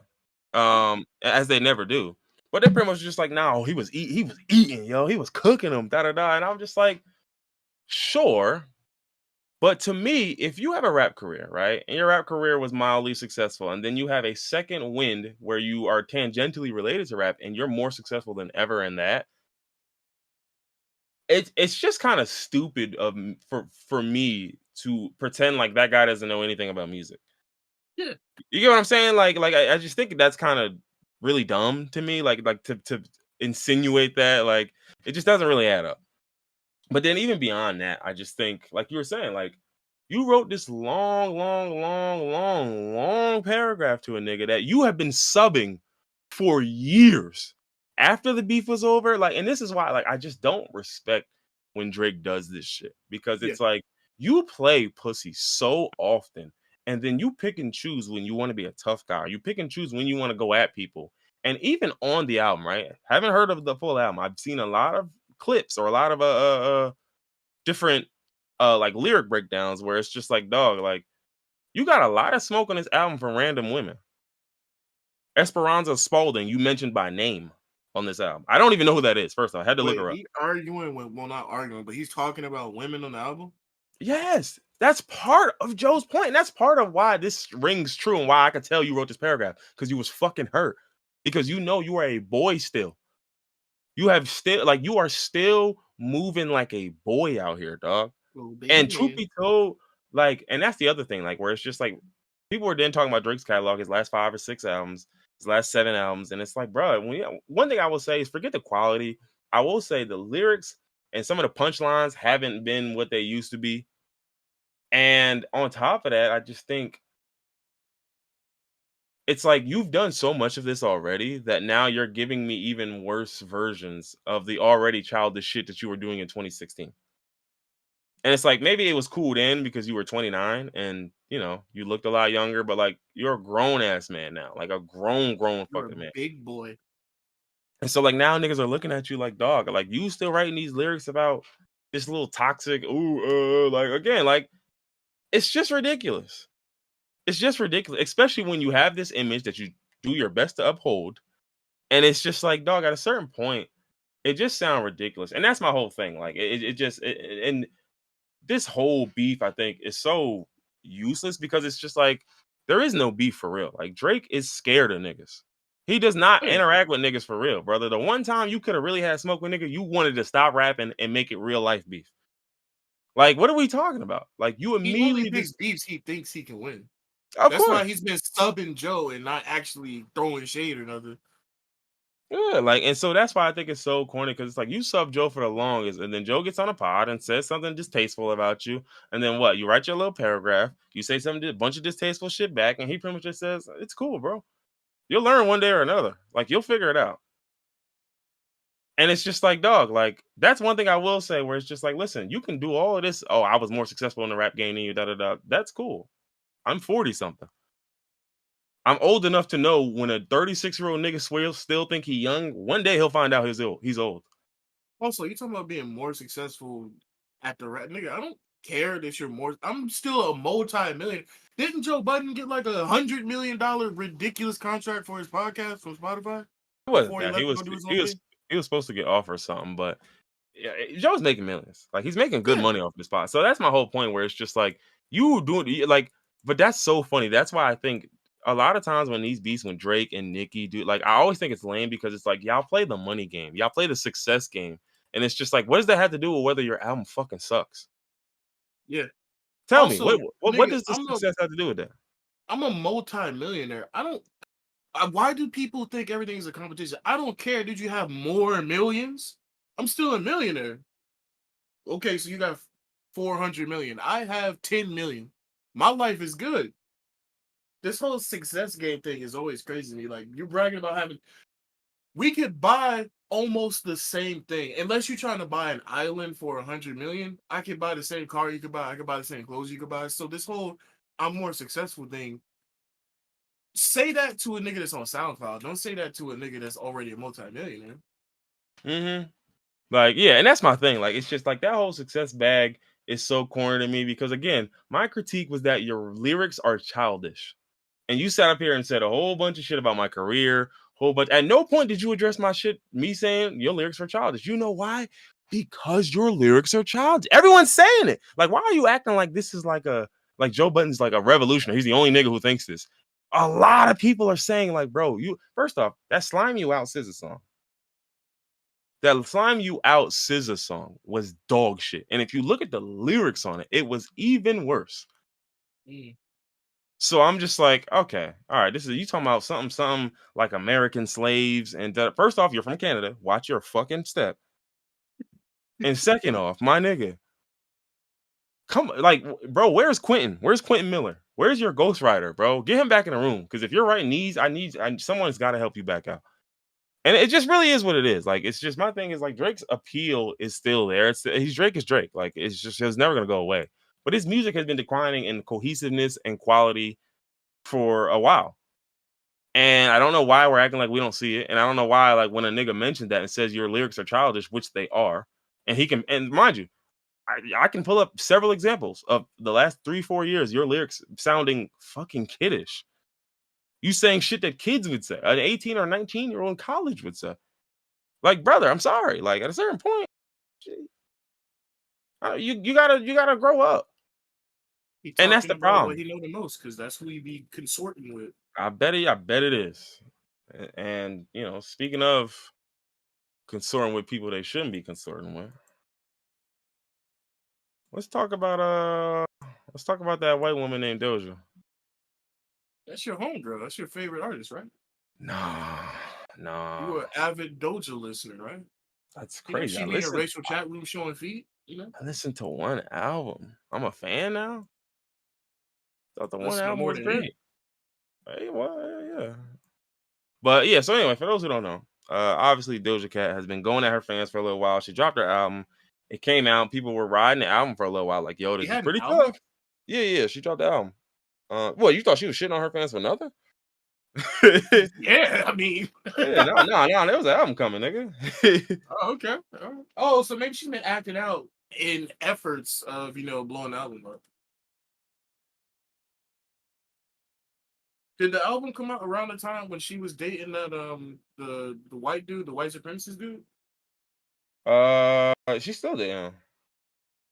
Well, I mean, yeah, but like, I guess dating him wouldn't matter. It wouldn't affect the album because she's like real life dating and not doing it for shock value. Yeah. So literally that whole thing came out, the album came out, this and that. So recently, the recent controversy is she posted some pic on her Instagram and she's wearing a shirt with Sam Hyde on it. I don't know if you guys know who Sam Hyde is. Look into his past. He's a deplorable white monster. And he's got some all right views. Again, I will say all right instead of the other word that will likely get this demonetized or whatever. And people had a lot to say, right? Like, people had a lot to say about this. And I think, truth be told, the part like one, this isn't that shocking to me. No, In yeah, the that's a sense part of her of bag. this has been the build up, and she's shown like this edginess is part of her character. It's what she wants to play into. And now that she's with this white guy who's an edgy edgelord himself, she's fully leaning into it. Because She don't need granted, to like, hide no more. She don't need to. Yeah, yeah. Because like, if you're in racial chat rooms showing feet and writing a Dindu song, brother, you're already an edgelord. Like, you were that before you met your nigga. But the beauty this of now being with a bum is that now the bum becomes part of your personality. to me, this isn't even edgelord behavior. Like edgelords and edgy people, they say edgy things to come off as shocking and edgy. She's just spouting racist shit. Like, how's that edgy? That's just stupid. She's just stupid. Like, people keep calling her edgelord. She's just a black racist. She's a self-hating. That's just her bag. Yeah, no, absolutely. Like, and that's my thing. Like, I'm just like, well, and of course, a lot of people are like, yeah, no, I'm good off of this. I'm good off of her, da da da. And it's just like, yeah, no, my thing is like, she's always been an odd person, and I was just Mm-hmm. like, listen, it is what it is. Niggas are weird and they do weird shit. And my thing is like, I think this is the type of thing that definitely will turn a lot of niggas off, a lot of black folks off, and a lot of just sane minded folks. But I think we fail to realize that one, a majority of music in general, rap included, a majority of that music is consumed by white people. One, and then two, when you add in the fact that she's a pop star and a light skinned one, the majority of her fans are also white people, even more so. Yeah, And that's why she's so, okay to do this shit because she knows like right. she's not gonna lose the majority of her fan base. Shit, majority of her fan base is laughing this shit up. They love it. I would say there's a Venn diagram, or not a Venn diagram. What's the shit where the two circles and then the middle is that a Venn diagram? Yeah. I would say there's a Venn diagram where her racist antics and the edgy meme culture, her group of fans are right there in the middle. The same people that listen to the Doja Cat are watching Sam Hyde videos cracking up. It's it's hand in hand. Yeah, word. So like so this is one of those ones where I'm like, nah, none of this shocks me. And I just she's always shown me she's been this type of person. And I just think, listen, one thing I will say is that people love to do that. I say this every time I come on here. If y'all really don't fuck with her and y'all really not jacking her, please act accordingly. Don't go quote tweeting everything she put out, talking about some and y'all still fucking stop it. You're still promoting her. Like I need y'all to ignore the things y'all hate. If y'all really don't like this woman that much, please ignore it. I That's know why y'all I'm won't glad do that I that, follow the people I but follow because I didn't even know she dropped an album until you just said it. Nobody has said a word about Doja Cat on my timeline, thankfully. yeah, no. So that just was that whole thing where I was just like, yeah, dog. I mean, listen, this is what happens when you date edge lord racist white man. You lean into edge lord and racism, edge lordism. Um, what Now else we on got? to a What else we got? different type of edging. Oh, I ain't had nothing for that. I was gonna say now on to a different type of racism. Uh, Oh, we went in two different directions there. yeah, I'm Mine sorry. was more. I mean, I Sexual. didn't have anything for that either. I just wanted to make the edging joke. So go ahead. Okay. So 23andMe, the genealogy database or whatever the hell, apparently had a hack. They got hacked, and the hacker stole a bunch of data, like complete data, like names, phone numbers, emails, all that type of shit, right? And for some reason, and again, you know what the reason is because I the segue told you what the reason was. But for some reason, they only released the user data of Ashkenazi Jews, which Wonder why they would do that. I thought that was interesting. I wonder what that was about. Thoughts, roommates? That's a scary thought, though, that you can. I mean, obvious anti-Semitism and violent racism aside, if you can put those things aside, but that's a scary thought that you can go to one of these DNA services like Ancestry.com or 23andMe, and your data can just get stolen. Like, nigga, not only do they have your address, phone number, email, nigga, they have your whole family, they have your lineage, they have your genealogy. These niggas have your DNA. How you let a nigga steal your DNA? Hmm. Yeah, That's kind of yeah. that's kind of one reason why I haven't done one of these ancestry tests because like I would like to know where I come from, but I wasn't thinking about the thought of cyber hackers stealing my data. I was more so thinking about the government just having my information because they're giving the shit to the government. I mean, that's not even a conspiracy. That's like I would bet money is going on right now. It just hasn't been outed. Yeah, no, I wouldn't be shocked either. Um, but yeah, I didn't have much on that. I just thought that was interesting. And it was a good pivot point from our last topic. Has Um, 23andMe made a statement on this or? oh, I have no idea. 23andMe, let's see. 23, this is a day ago. Company emphasized in a statement that it does not see evidence that its systems have been breached. Oh, okay. Of course, I have to subscribe to this to read the rest. Go kill yourself. How how did they get the data if your system wasn't breached? Do you have a leaker that's leaking Well, the people's company information? said there was a credential stuffing attack, whatever that is, which is and involves user information that has already been compromised from one organization. and attempts to reuse with a second organization, in this case 23andMe. So it's basically saying like this doesn't appear to be a breach of the internal systems, but just accounts were broken into piecemeal. Okay. The So initial I leak got comprised 1 million lines of data for Ashkenazi people. Relatives identified. Yeah, okay, cool.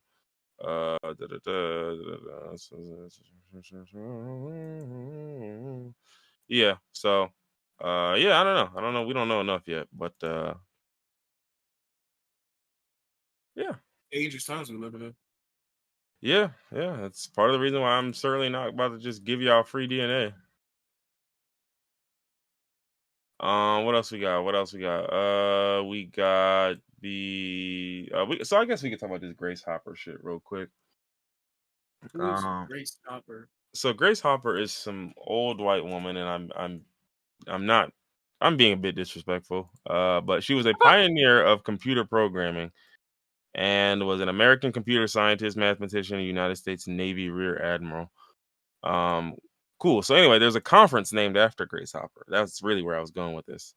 And that Okay. conference is a women's only conference slash job fair, right? Okay. So what unfortunately has been happening because men are fucking dweebs is that a bunch of dudes have basically just been saying they're either non-binary or they're female and then showing up to the conference. Oh. Thoughts? Why do they want to go to the conference so bad that they're Well, lying? that was my first question because I kept thinking to myself, if I'm having a job fair here or whatever, this is a conference, tech conference, right? And I see a guy here who clearly seems to be a man, and I ask him a bunch of questions. He just seems to be answering dishonestly. You know, I'm not going to hire you, right? So there's no way you're here to get a job. So are you just here to piss women off? Yeah, I was going to say, literally, are you just doing this to get a rise out of women? You're Yes. one of those people? Actually, yes. That's exactly what's happening. And that's why I'm just like, dog, like between this, that the girl math shit, it's just like, bro, y'all are such hoes. Every chance y'all get, y'all show y'all bitch ass niggas. Every single time. Every single time. Like, and this is just so nutty to me because there's a whole so bunch of bad faith people making arguments like, well, if you talk to a man there, how do you know he's not binary? If he says that's what he is, then first off, you call him he. That's how I know. That's how I know, nigga. What are you talking about? The fact that you still see him as a man, even though he's claiming he clearly he ain't. Cause you still doing it. And y'all know that, but like, It's crazy that the same people that accuse trans people of saying, like, oh, well, yeah. we can't, Mhm. like, they're going to go into the women's restroom and they're going to be predators. The same niggas that be saying that are now using that as a cape or a shield to say, oh, no, I'm not binary to get around some women. Yeah. Doofs.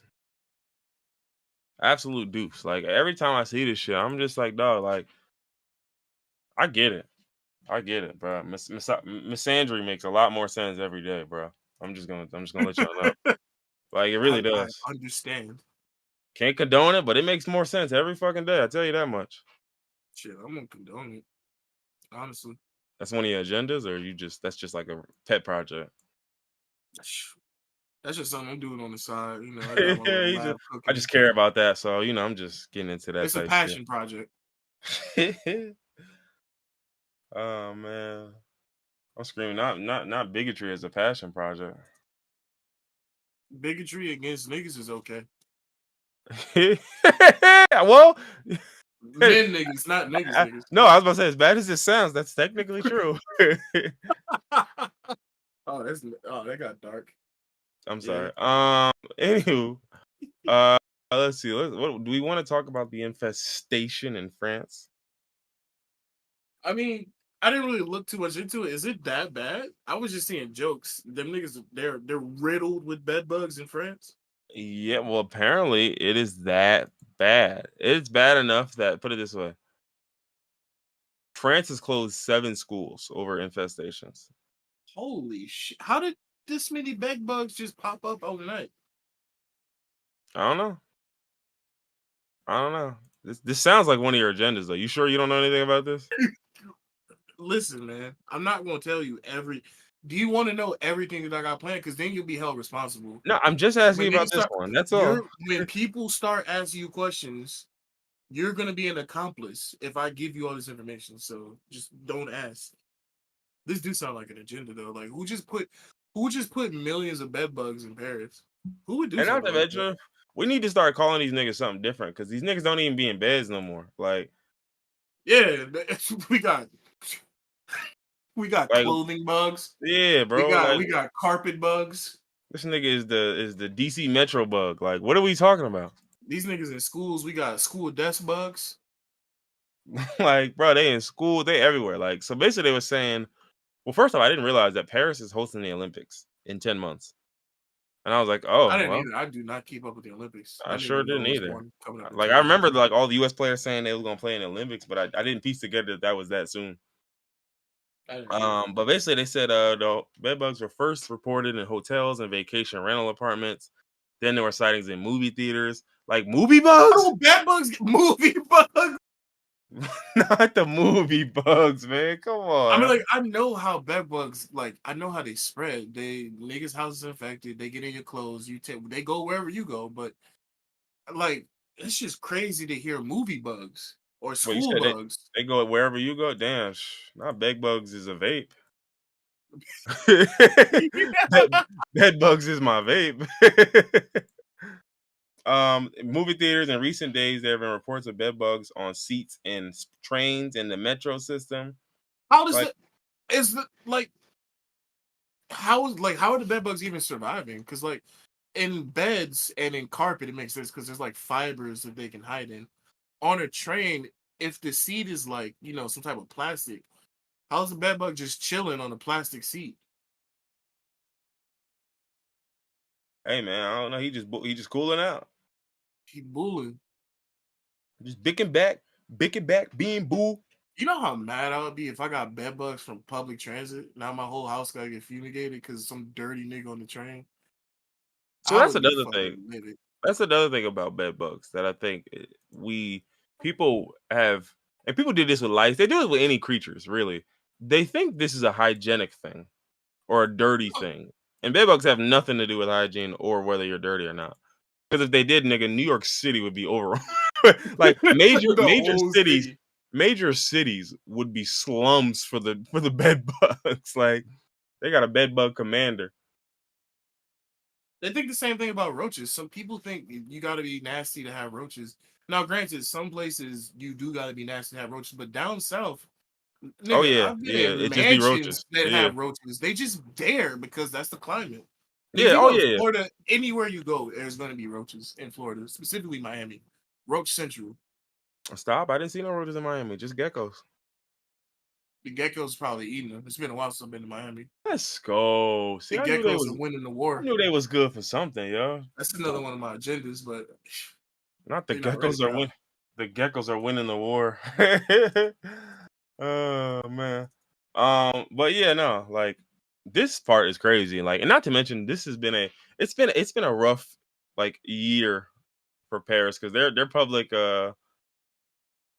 PR department is working overtime because there's been a lot of people talking about going to France and it ain't the food there stinks and Paris itself stinks and it's like How New York does it's like New the York City but food worse. I've definitely heard that it's like New York but worse. I heard that it smells like piss everywhere you go. Niggas be pissing in the street. I Uh-huh. heard that the people are rude. One thing I haven't heard is that the food is bad. I thought French cuisine was like world renowned. Well, you have to understand, white people did tell us that.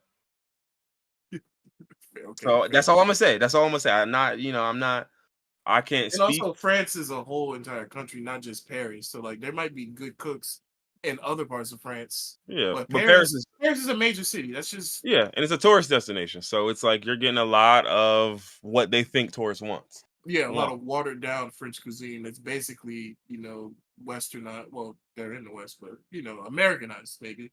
Not they said Or France. They said Paris looked like Detroit. So, that's yo, funny as hell. put some respect on Detroit name, man. I couldn't. So yeah, yeah, man. Listen, if y'all going to Paris, y'all going to France. Maybe you go to the countryside or something. I don't know. When I go to Europe, the only two places that I don't want to visit are Paris and Italy.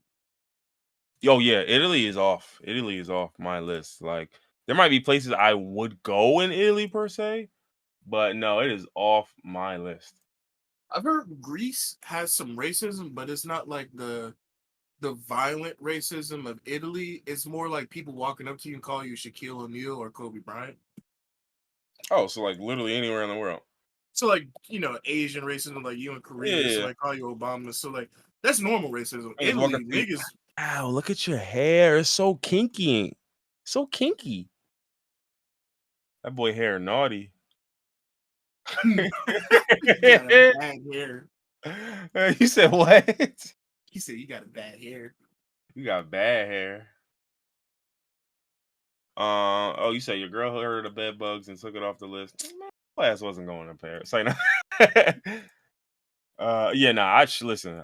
This would easily get some shit off on my list. Fuck you talking about? Like, it's without a doubt. Like, oh yeah, yeah, no, that's got to come off. Especially when you talk, like you said, they closing schools, brother. Like, it's one thing when How everybody. bad infestation got to be for an entire school to be closed? You know how big a school is? This isn't a one-bedroom apartment. How many bed bugs do there have to be for an entire school building to close down? 7 of them. Mm-hmm. And they said, it said, hold on, I don't know who Gabriel Attal is. No, the education minister for France. Okay, gotcha. He said they were detected at various levels in 17 institutions, and currently, as I speak to you, 7 are closed for this reason. Ooh. So, So there's 10 more that didn't close down, but they got bed bugs. yeah, and I was crying because the dude tried to like, and he was like, no, no, no, but think about like, it's 60,000 schools. Bro, it's only 17 we detected them in. It's like, brother, because y'all only found 17. Y'all didn't check all 60 bands. I know y'all It's didn't. probably hella schools that Yeah, got hella it's bed probably a bugs for rack. just not reporting it. It's probably a rack. A good 1,000. I know if I'm a school principal and my funding is based off of the government, I'm not reporting bed bugs. That's what made me look bad somehow, Mhm. even though I didn't bring them in. Okay, kids. So today we're gonna have an extra special history class. We're gonna learn outside. You're And like, then you wow. just secretly get the school fumigated while everybody Mhm. outside. Like, bro, who are those niggas walking in with them suits? Why does this look like the division? Where did that carnival tent come from? The carnival tent. If Oh you yeah, really like want to make sure they're dead, you got to get that bitch fumigated. fumigation. Some madness and some sadness. Fumigation. Okay, Drake. All right, let's see. The last thing I got is I got Hugo, the food delivery snitchbot. This is on the list for a I little saw while. this on the list, and what the fuck is this? This is on the list for a little while. So this was about a story. So there is a series of autonomous delivery robots named Hugo, right? And so let me pull the story up. Let me I make sure I think pull I've the heard of story. this because there's a guy on TikTok whose entire page is just dedicated to finding these robots and pushing them over. Not in pushing them over. Literally, that's all the um. TikTok is. Every video. So, oh man, now I can't find the story. So basically, the story was that there were police who were in the area or in the neighborhood, I think investigating some crime. If I'm not mistaken, this might have been New York. Again, I can't find the story. So if anybody else knows any better, correct me, please. But basically, Hugo was out on a delivery, just doing his thing, listening to some ESTG while he's delivering his shit. True. And Please true. I guess the cops at one point were just like, "Oh, well, we need like, are there any cameras in that area?" And then so I guess Hugo, I don't know if the police came to Hugo, like the company, and said, "Oh, let me get your data," No, they came to the or if robots. they They came came, to the robots specifically. they just knocked on his head, just hey, hey, Display the data. We need that. show me that, show me that. And he said, "Okay, hold on, I will patch you into a real person." And nigga said, "You?" He said, "Hey, bro, look, this little nigga seen something. I'm gonna need his vision." And they said, "Okay." And so basically that's what happened. So literally, just understand, if you see Hugo walking on the street, the little delivery bot, yo, knock his ass over, knock his little ass over. See, Um, this nigga been doing a public service this whole time, and nobody even knew it. He wasn't crazy after all. and the other thing I think though is like this is like to me, this is just more and more not confirmation really, but it just goes to show the surveillance state is alive and well, and boy, is it just adapting. And I think while this is one part of it, I think the other part of it that people fail to realize is that we don't understand and don't realize how much of the surveillance state is literally us. Like Yeah. we are the surveillors. Like perfect examples, right? You ever seen these TikToks and it's like, hey, just want to let you know if your name's Jennifer and you're from Midtown New York, your friends were sitting at a table telling you how they hated your outfit that last night. Like it's like, dog, like why are y'all like again, I don't why are y'all doing that? Like why are y'all doing that? Like why are y'all just surveilling random people, putting a whole description out, and then telling like you get what I'm saying? Like you are surveilling people for for TikTok for views. That reminds me of a story I heard like a month ago. There was this guy they dubbed New York Caleb, because he basically just went on a date with a bunch of different women. Yeah, scummy behavior, but whatever. But they put this Oh man yeah, on yeah, yeah. I remember full this guy. blast Yeah, I over remember the that guy. internet. Millions of people just decided to dedicate themselves to finding out this guy's information. They doxed him. They put his face all over the internet with his name, all his information, just because some women online said that he dated a bunch of different women. They didn't even say like he abused them or anything. They just said he dated multiple women. Like I just found out he was dating a bunch of people, and that made me feel like, yeah, literally. So And everyone so in the like world is a cop now, And so huh? all these girls, all these women went on TikTok and just blast talking about New York City Caleb, and it got millions and I millions, do like remember this. Yeah, I do remember this. 30 million, 50 million views. And the dude, they pretty much ruined his life. Hmm. All for TikTok clout. Like, Hmm. why did y'all do this? And that's the worst part about it because think about it. It's like on most occasions, eavesdropping on somebody else's conversation, minus like besides you just knowing some, some shit that they talking about, like it doesn't really do anything for you. But we are now at a point, right, where there's a real incentive, a real benefit even of surveilling other people. Because now I can now surveil Caleb or whoever the hell I want to surveil, put they shit out here, and I'm gonna get 190,000 likes off of this. And now I get a career and I blow up, I get popping off of surveilling someone. Truth be told, because that's all that this really was. Yeah. And like another example was, and this one was another example where like I understand this sentiment more, but it's still the same exact thing. Mhm. And this was one where there were women having a bachelor party in a strip club, I believe. And one of the strippers basically got on and was just like, "Hey, look, if your girl had a bachelor party in this strip club, da da da, I just wanted to let you know, like, she cheating on you, bro. Like, she cheating on you. Like, described her and everything. Like, get like, she about like 5'4", got a little rump, yeah, nice little fat butt, but like, nothing too crazy. Like, literally put the women whole description out there, da da da, and all that. Like this one, I understand a bit more, but it's still surveilling. It's the same thing. It's the same concept. But like, so that's where it's just like, but it's just I don't like The the idea. idea, yeah, the idea of y'all interjecting yourself into something. Because my thing is, first off, how do you know she was cheating? Like, I understand you saw what you saw, and that act typically is cheating. But how do you know that?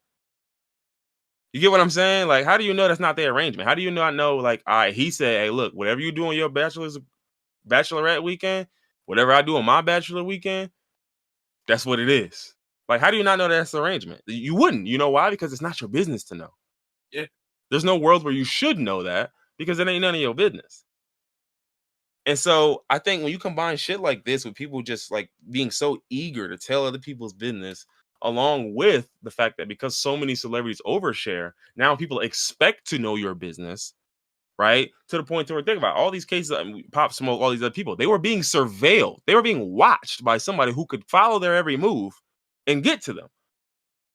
So it's like, bro, the surveillance stays alive and well, brother. We're seeing evidence of it every single day, whether it's tragic or whether it's just unfortunate or bad. Like we're seeing evidence of people are pinpointing and triangulating your location and da da da and this and that.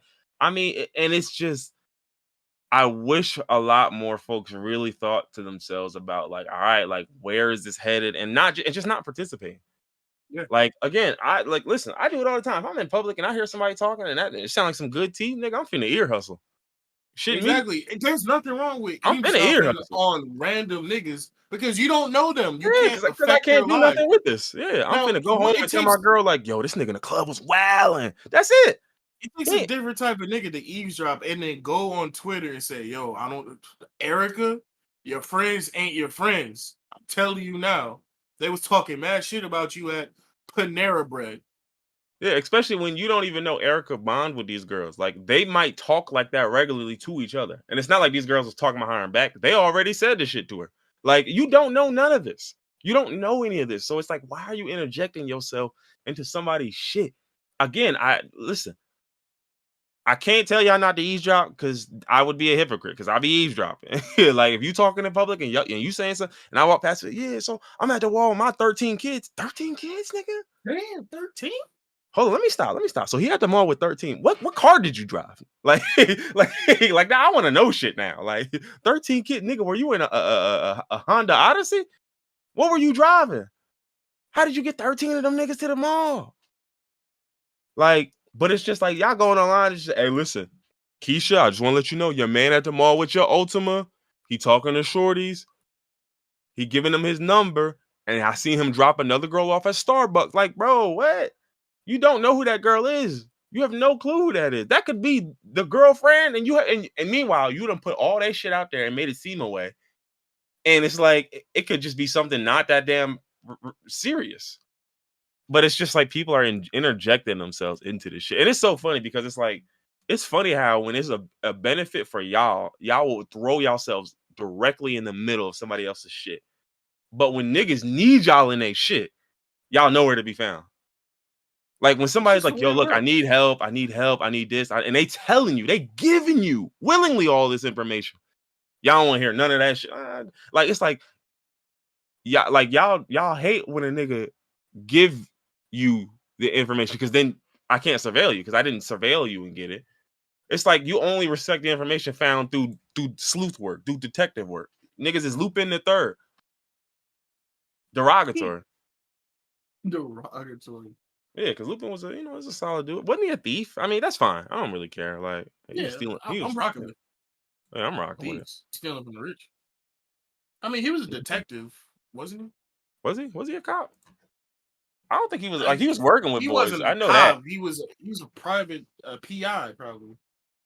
Oh yeah, no, they was a criminal gang. No. Yeah, he was. Yeah, no, he was a heist guy. He was Ocean's 11 Oh yeah, type beat. I'm fucking with that. Hell yeah. Yeah, type beat, type beat. Yeah, and then he was friends with what, an expert marksman, a master swordsman. Like, nigga, who were you planning to get into? A master swordsman, yo. A marksman, a master swordsman, a super thief. Like, who do you need? And then Wasn't you gotta. there? We talked about Mhm. this. Wasn't there a Lupin the Third live action remake on Netflix, and it was actually pretty good? Yeah, It, with a black dude. Yeah, it was with the good. I black watched French it. dude. Did that ever get another season? That's a good question. That's a good question. Oh, second season just came out, huh? See, I just be knowing, yo. This shit just pop in my brain. Universe be telling me stuff, and I just don't understand it at the time. Oh, no. Part 3 just came out. Yeah. Yeah, So, part 3 just came out. So yeah, no, there are 3 seasons. I think I only saw the first one. see, man, I be knowing shit, yo. I just be knowing.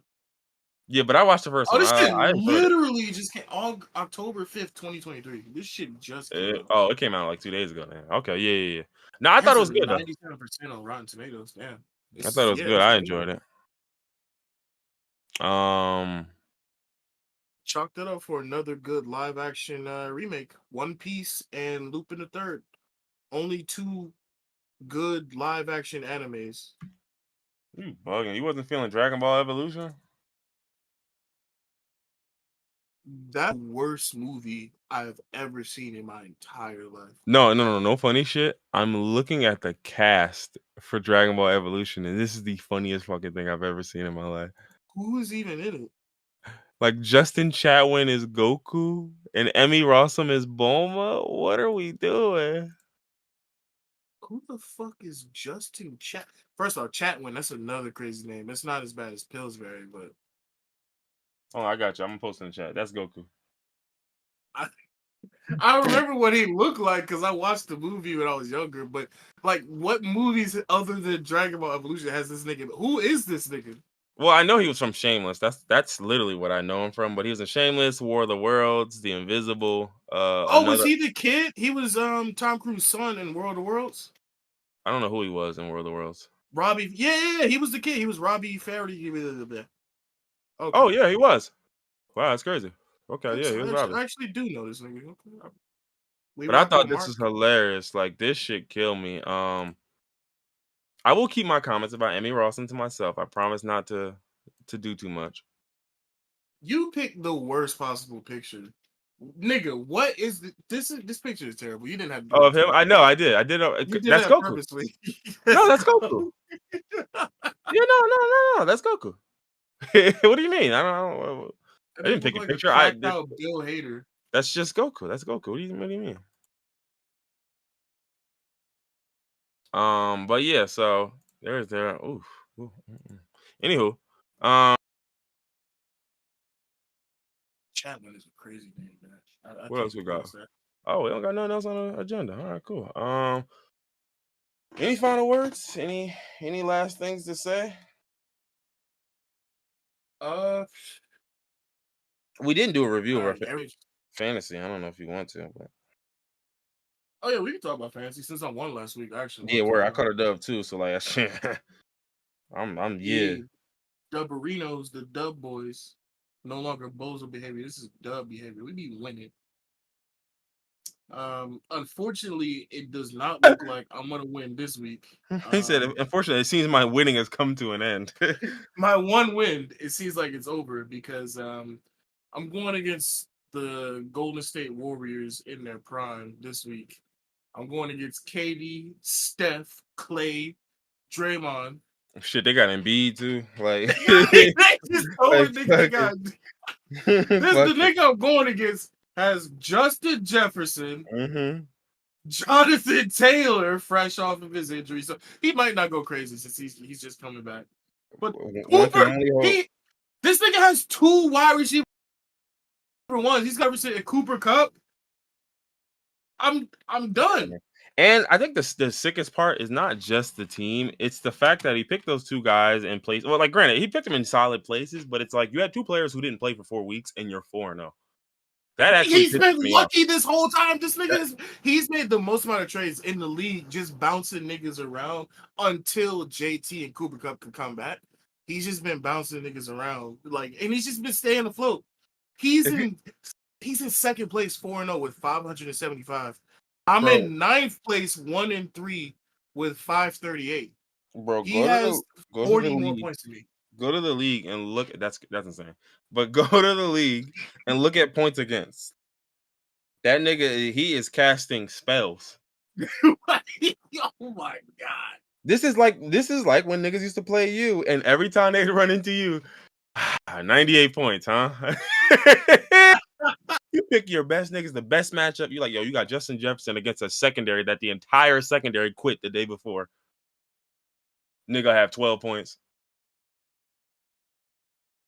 I wish I had that luck this season. Did you fuck up the spell? Did you accidentally give it to him? It seems like it. But I don't. I can still turn it around. I feel the worst part about losing like this is when it's one thing to where you make bad coaching decisions and you start people that shouldn't have started. That you shouldn't have, Niggas go off on the bench. My whole season, I've been doing the right thing, and niggas just haven't been performing. They just haven't been doing the right thing. Yeah, I won last week, so I'm not gonna talk about last week. Niggas over for him last week. I put up 171. A.J. Brown gave me 45. Derrick Henry finally showed up and gave me 31. My defense gave me 21. So last week was great. Niggas showed up. They did what they need to do. Week 3, T. Higgins, 5 points. Derrick Henry, RB1, one of the best running backs in the league, 2 points. My tight end, Dalton Knox, 3.1. Nah, 2 points is crazy. 2 points from Derrick Henry. You got to say Derrick Henry. The week before that, I got Sarah J. She gives me 10. AJ Brown 8.9. Davian Pierce gives me 6.5. My tight end Njoku gives me 7.8. Week one was the worst one because T. Higgins gave me 0. A goose egg. Oh, listen, I got week 1. I had a 0 as well. I lost by 12 points week 1, and I had 27 points on my bench from a guy I should have played.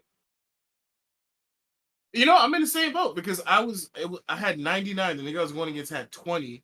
I played Sarah J. I should have played Tua. Tua put up 29. I would have won if I played Tua. Yeah. Well, see, the problem was week 1, I ran into Tyreek Hill having forget his fantasy points. His stat line was 11 catches, 215 yards, and 2 touchdowns. There's nothing you could have did either way. And I still came close. I got a 23, a 28, a 32, and then that fat. It was just that one on the bench that you that goose egg. Yeah, Michael Pittman was on my bench with 27, and I played him every week since, and he's done all right for last week. Boy, he had 5 points. He had 1 catch last week. I wanted still won. No, I still won. The Josh Jacobs, he led us home. He finally showed up and led us home. It seems like running backs finally showed up. Josh Jacobs showed up for you. Derrick Henry showed up for me finally.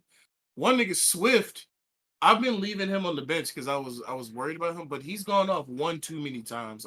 That's Oh yeah, RB2 DeAndre. Yeah. He's gonna have to be. Who was your RB2? Damian. Oh, Pierce. Oh, he's been selling. He's been selling. He's the only running back on that team. But the nigga 6, and then he gave me a 16 and a 16. So it seems like he's finally getting the wheels moving, but it's too late. You're on the bench. Swift is now my RB2. Nigga said 6 like how Drake be saying it on them songs. 6.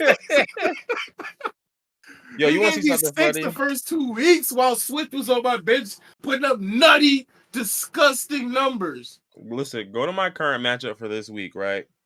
And look at the bench of the guy I'm playing. And I'm not gonna say anything. Just look at the bench. Oh my god! Oh my god!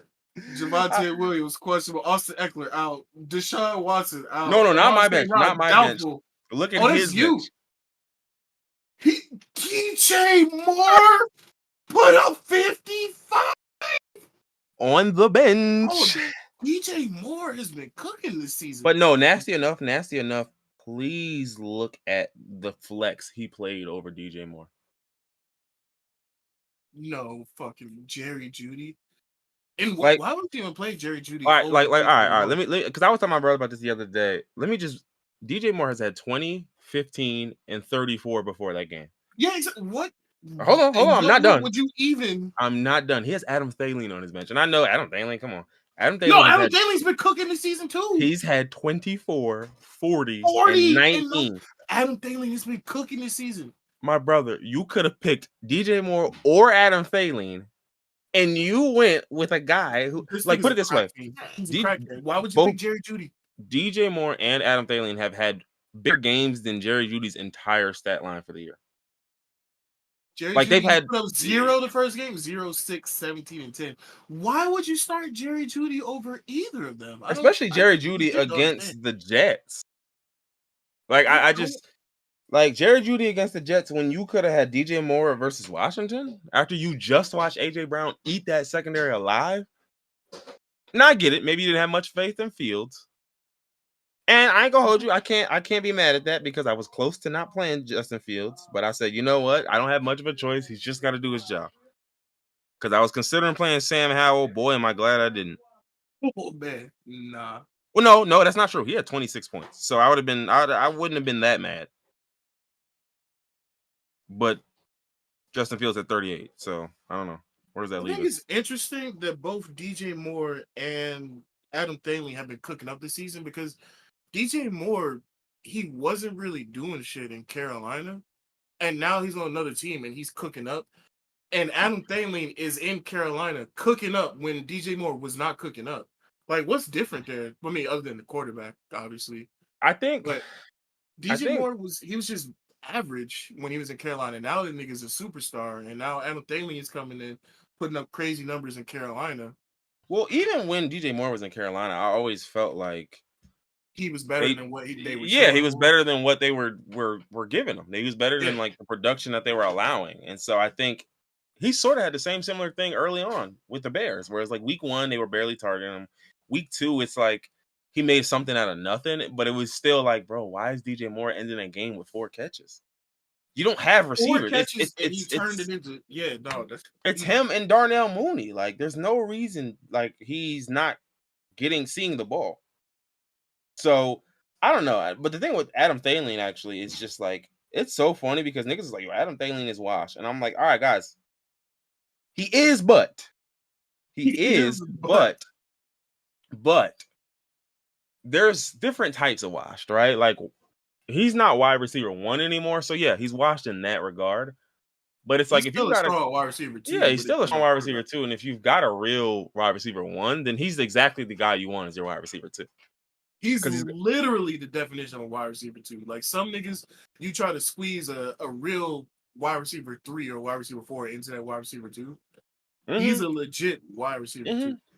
And so, like, what you're really seeing with him is he's just lost a step. He's not as quick, as fast anymore. But again, he's still smart. He's smart enough to get open. And plus, to me, I always said like that.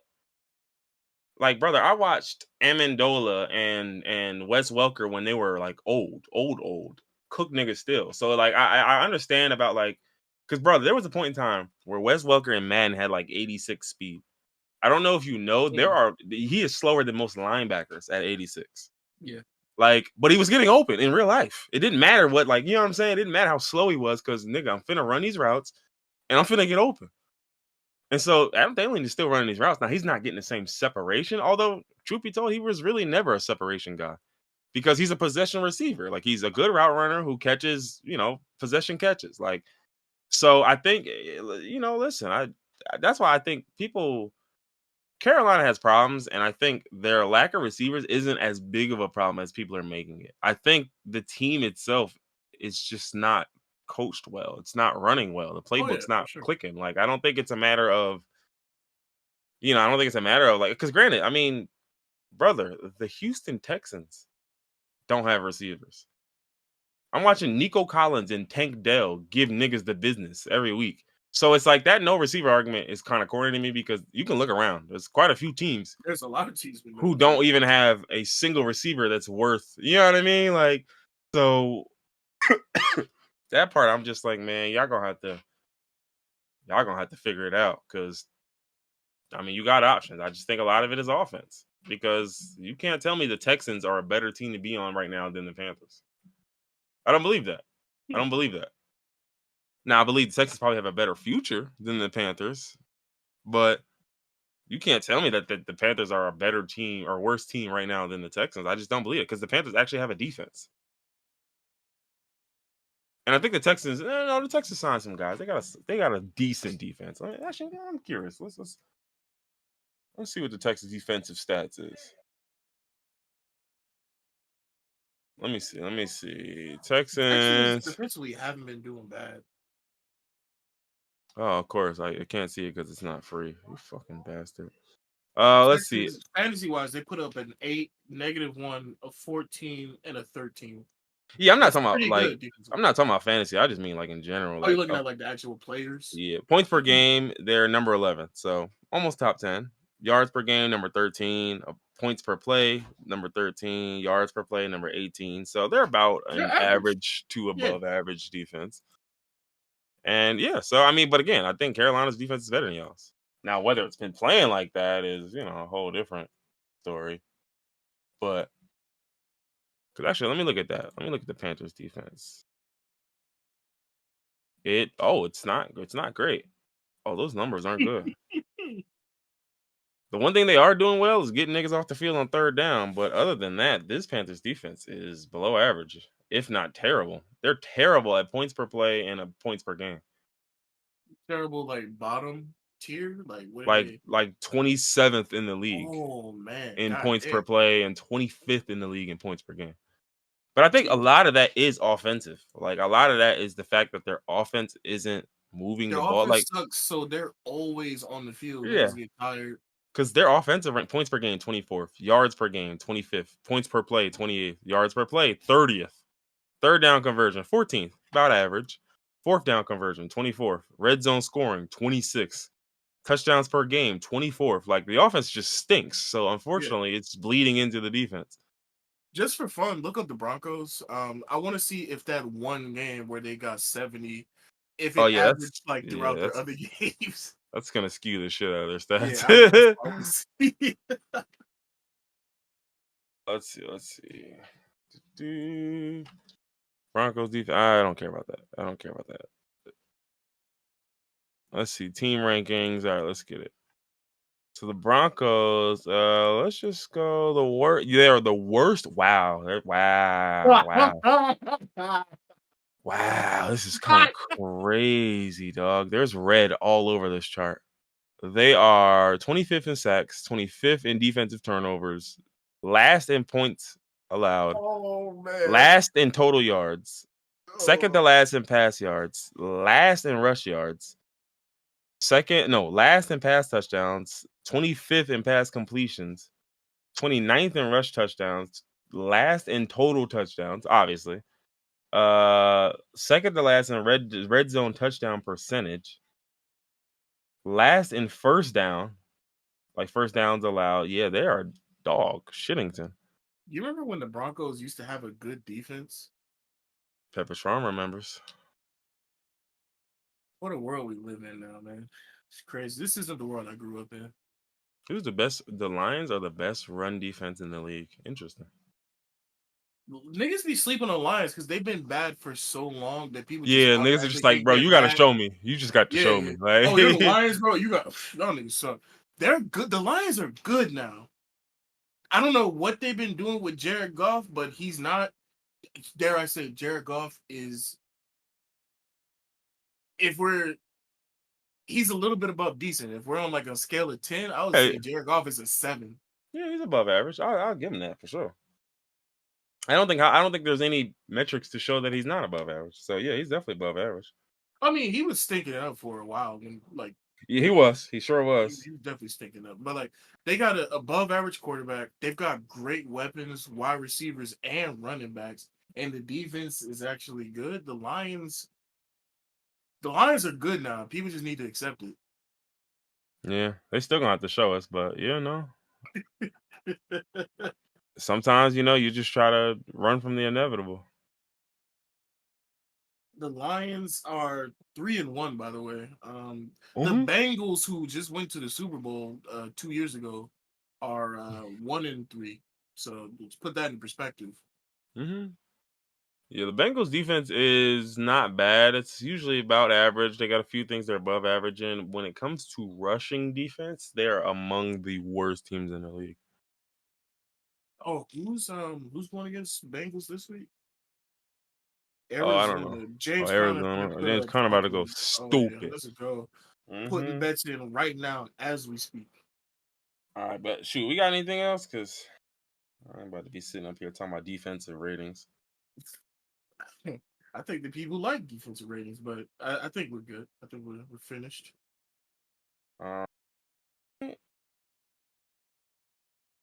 Well, if that's the case, ladies and gents, it's been another one. 112. I was going to say at the beginning, we didn't say what episode this was. Well, yeah, it was 112. Yeah, if I did, man, I would have made this a 112 episode and talked about a bunch of 112 music, but it is what it is. And so it goes. You already know. All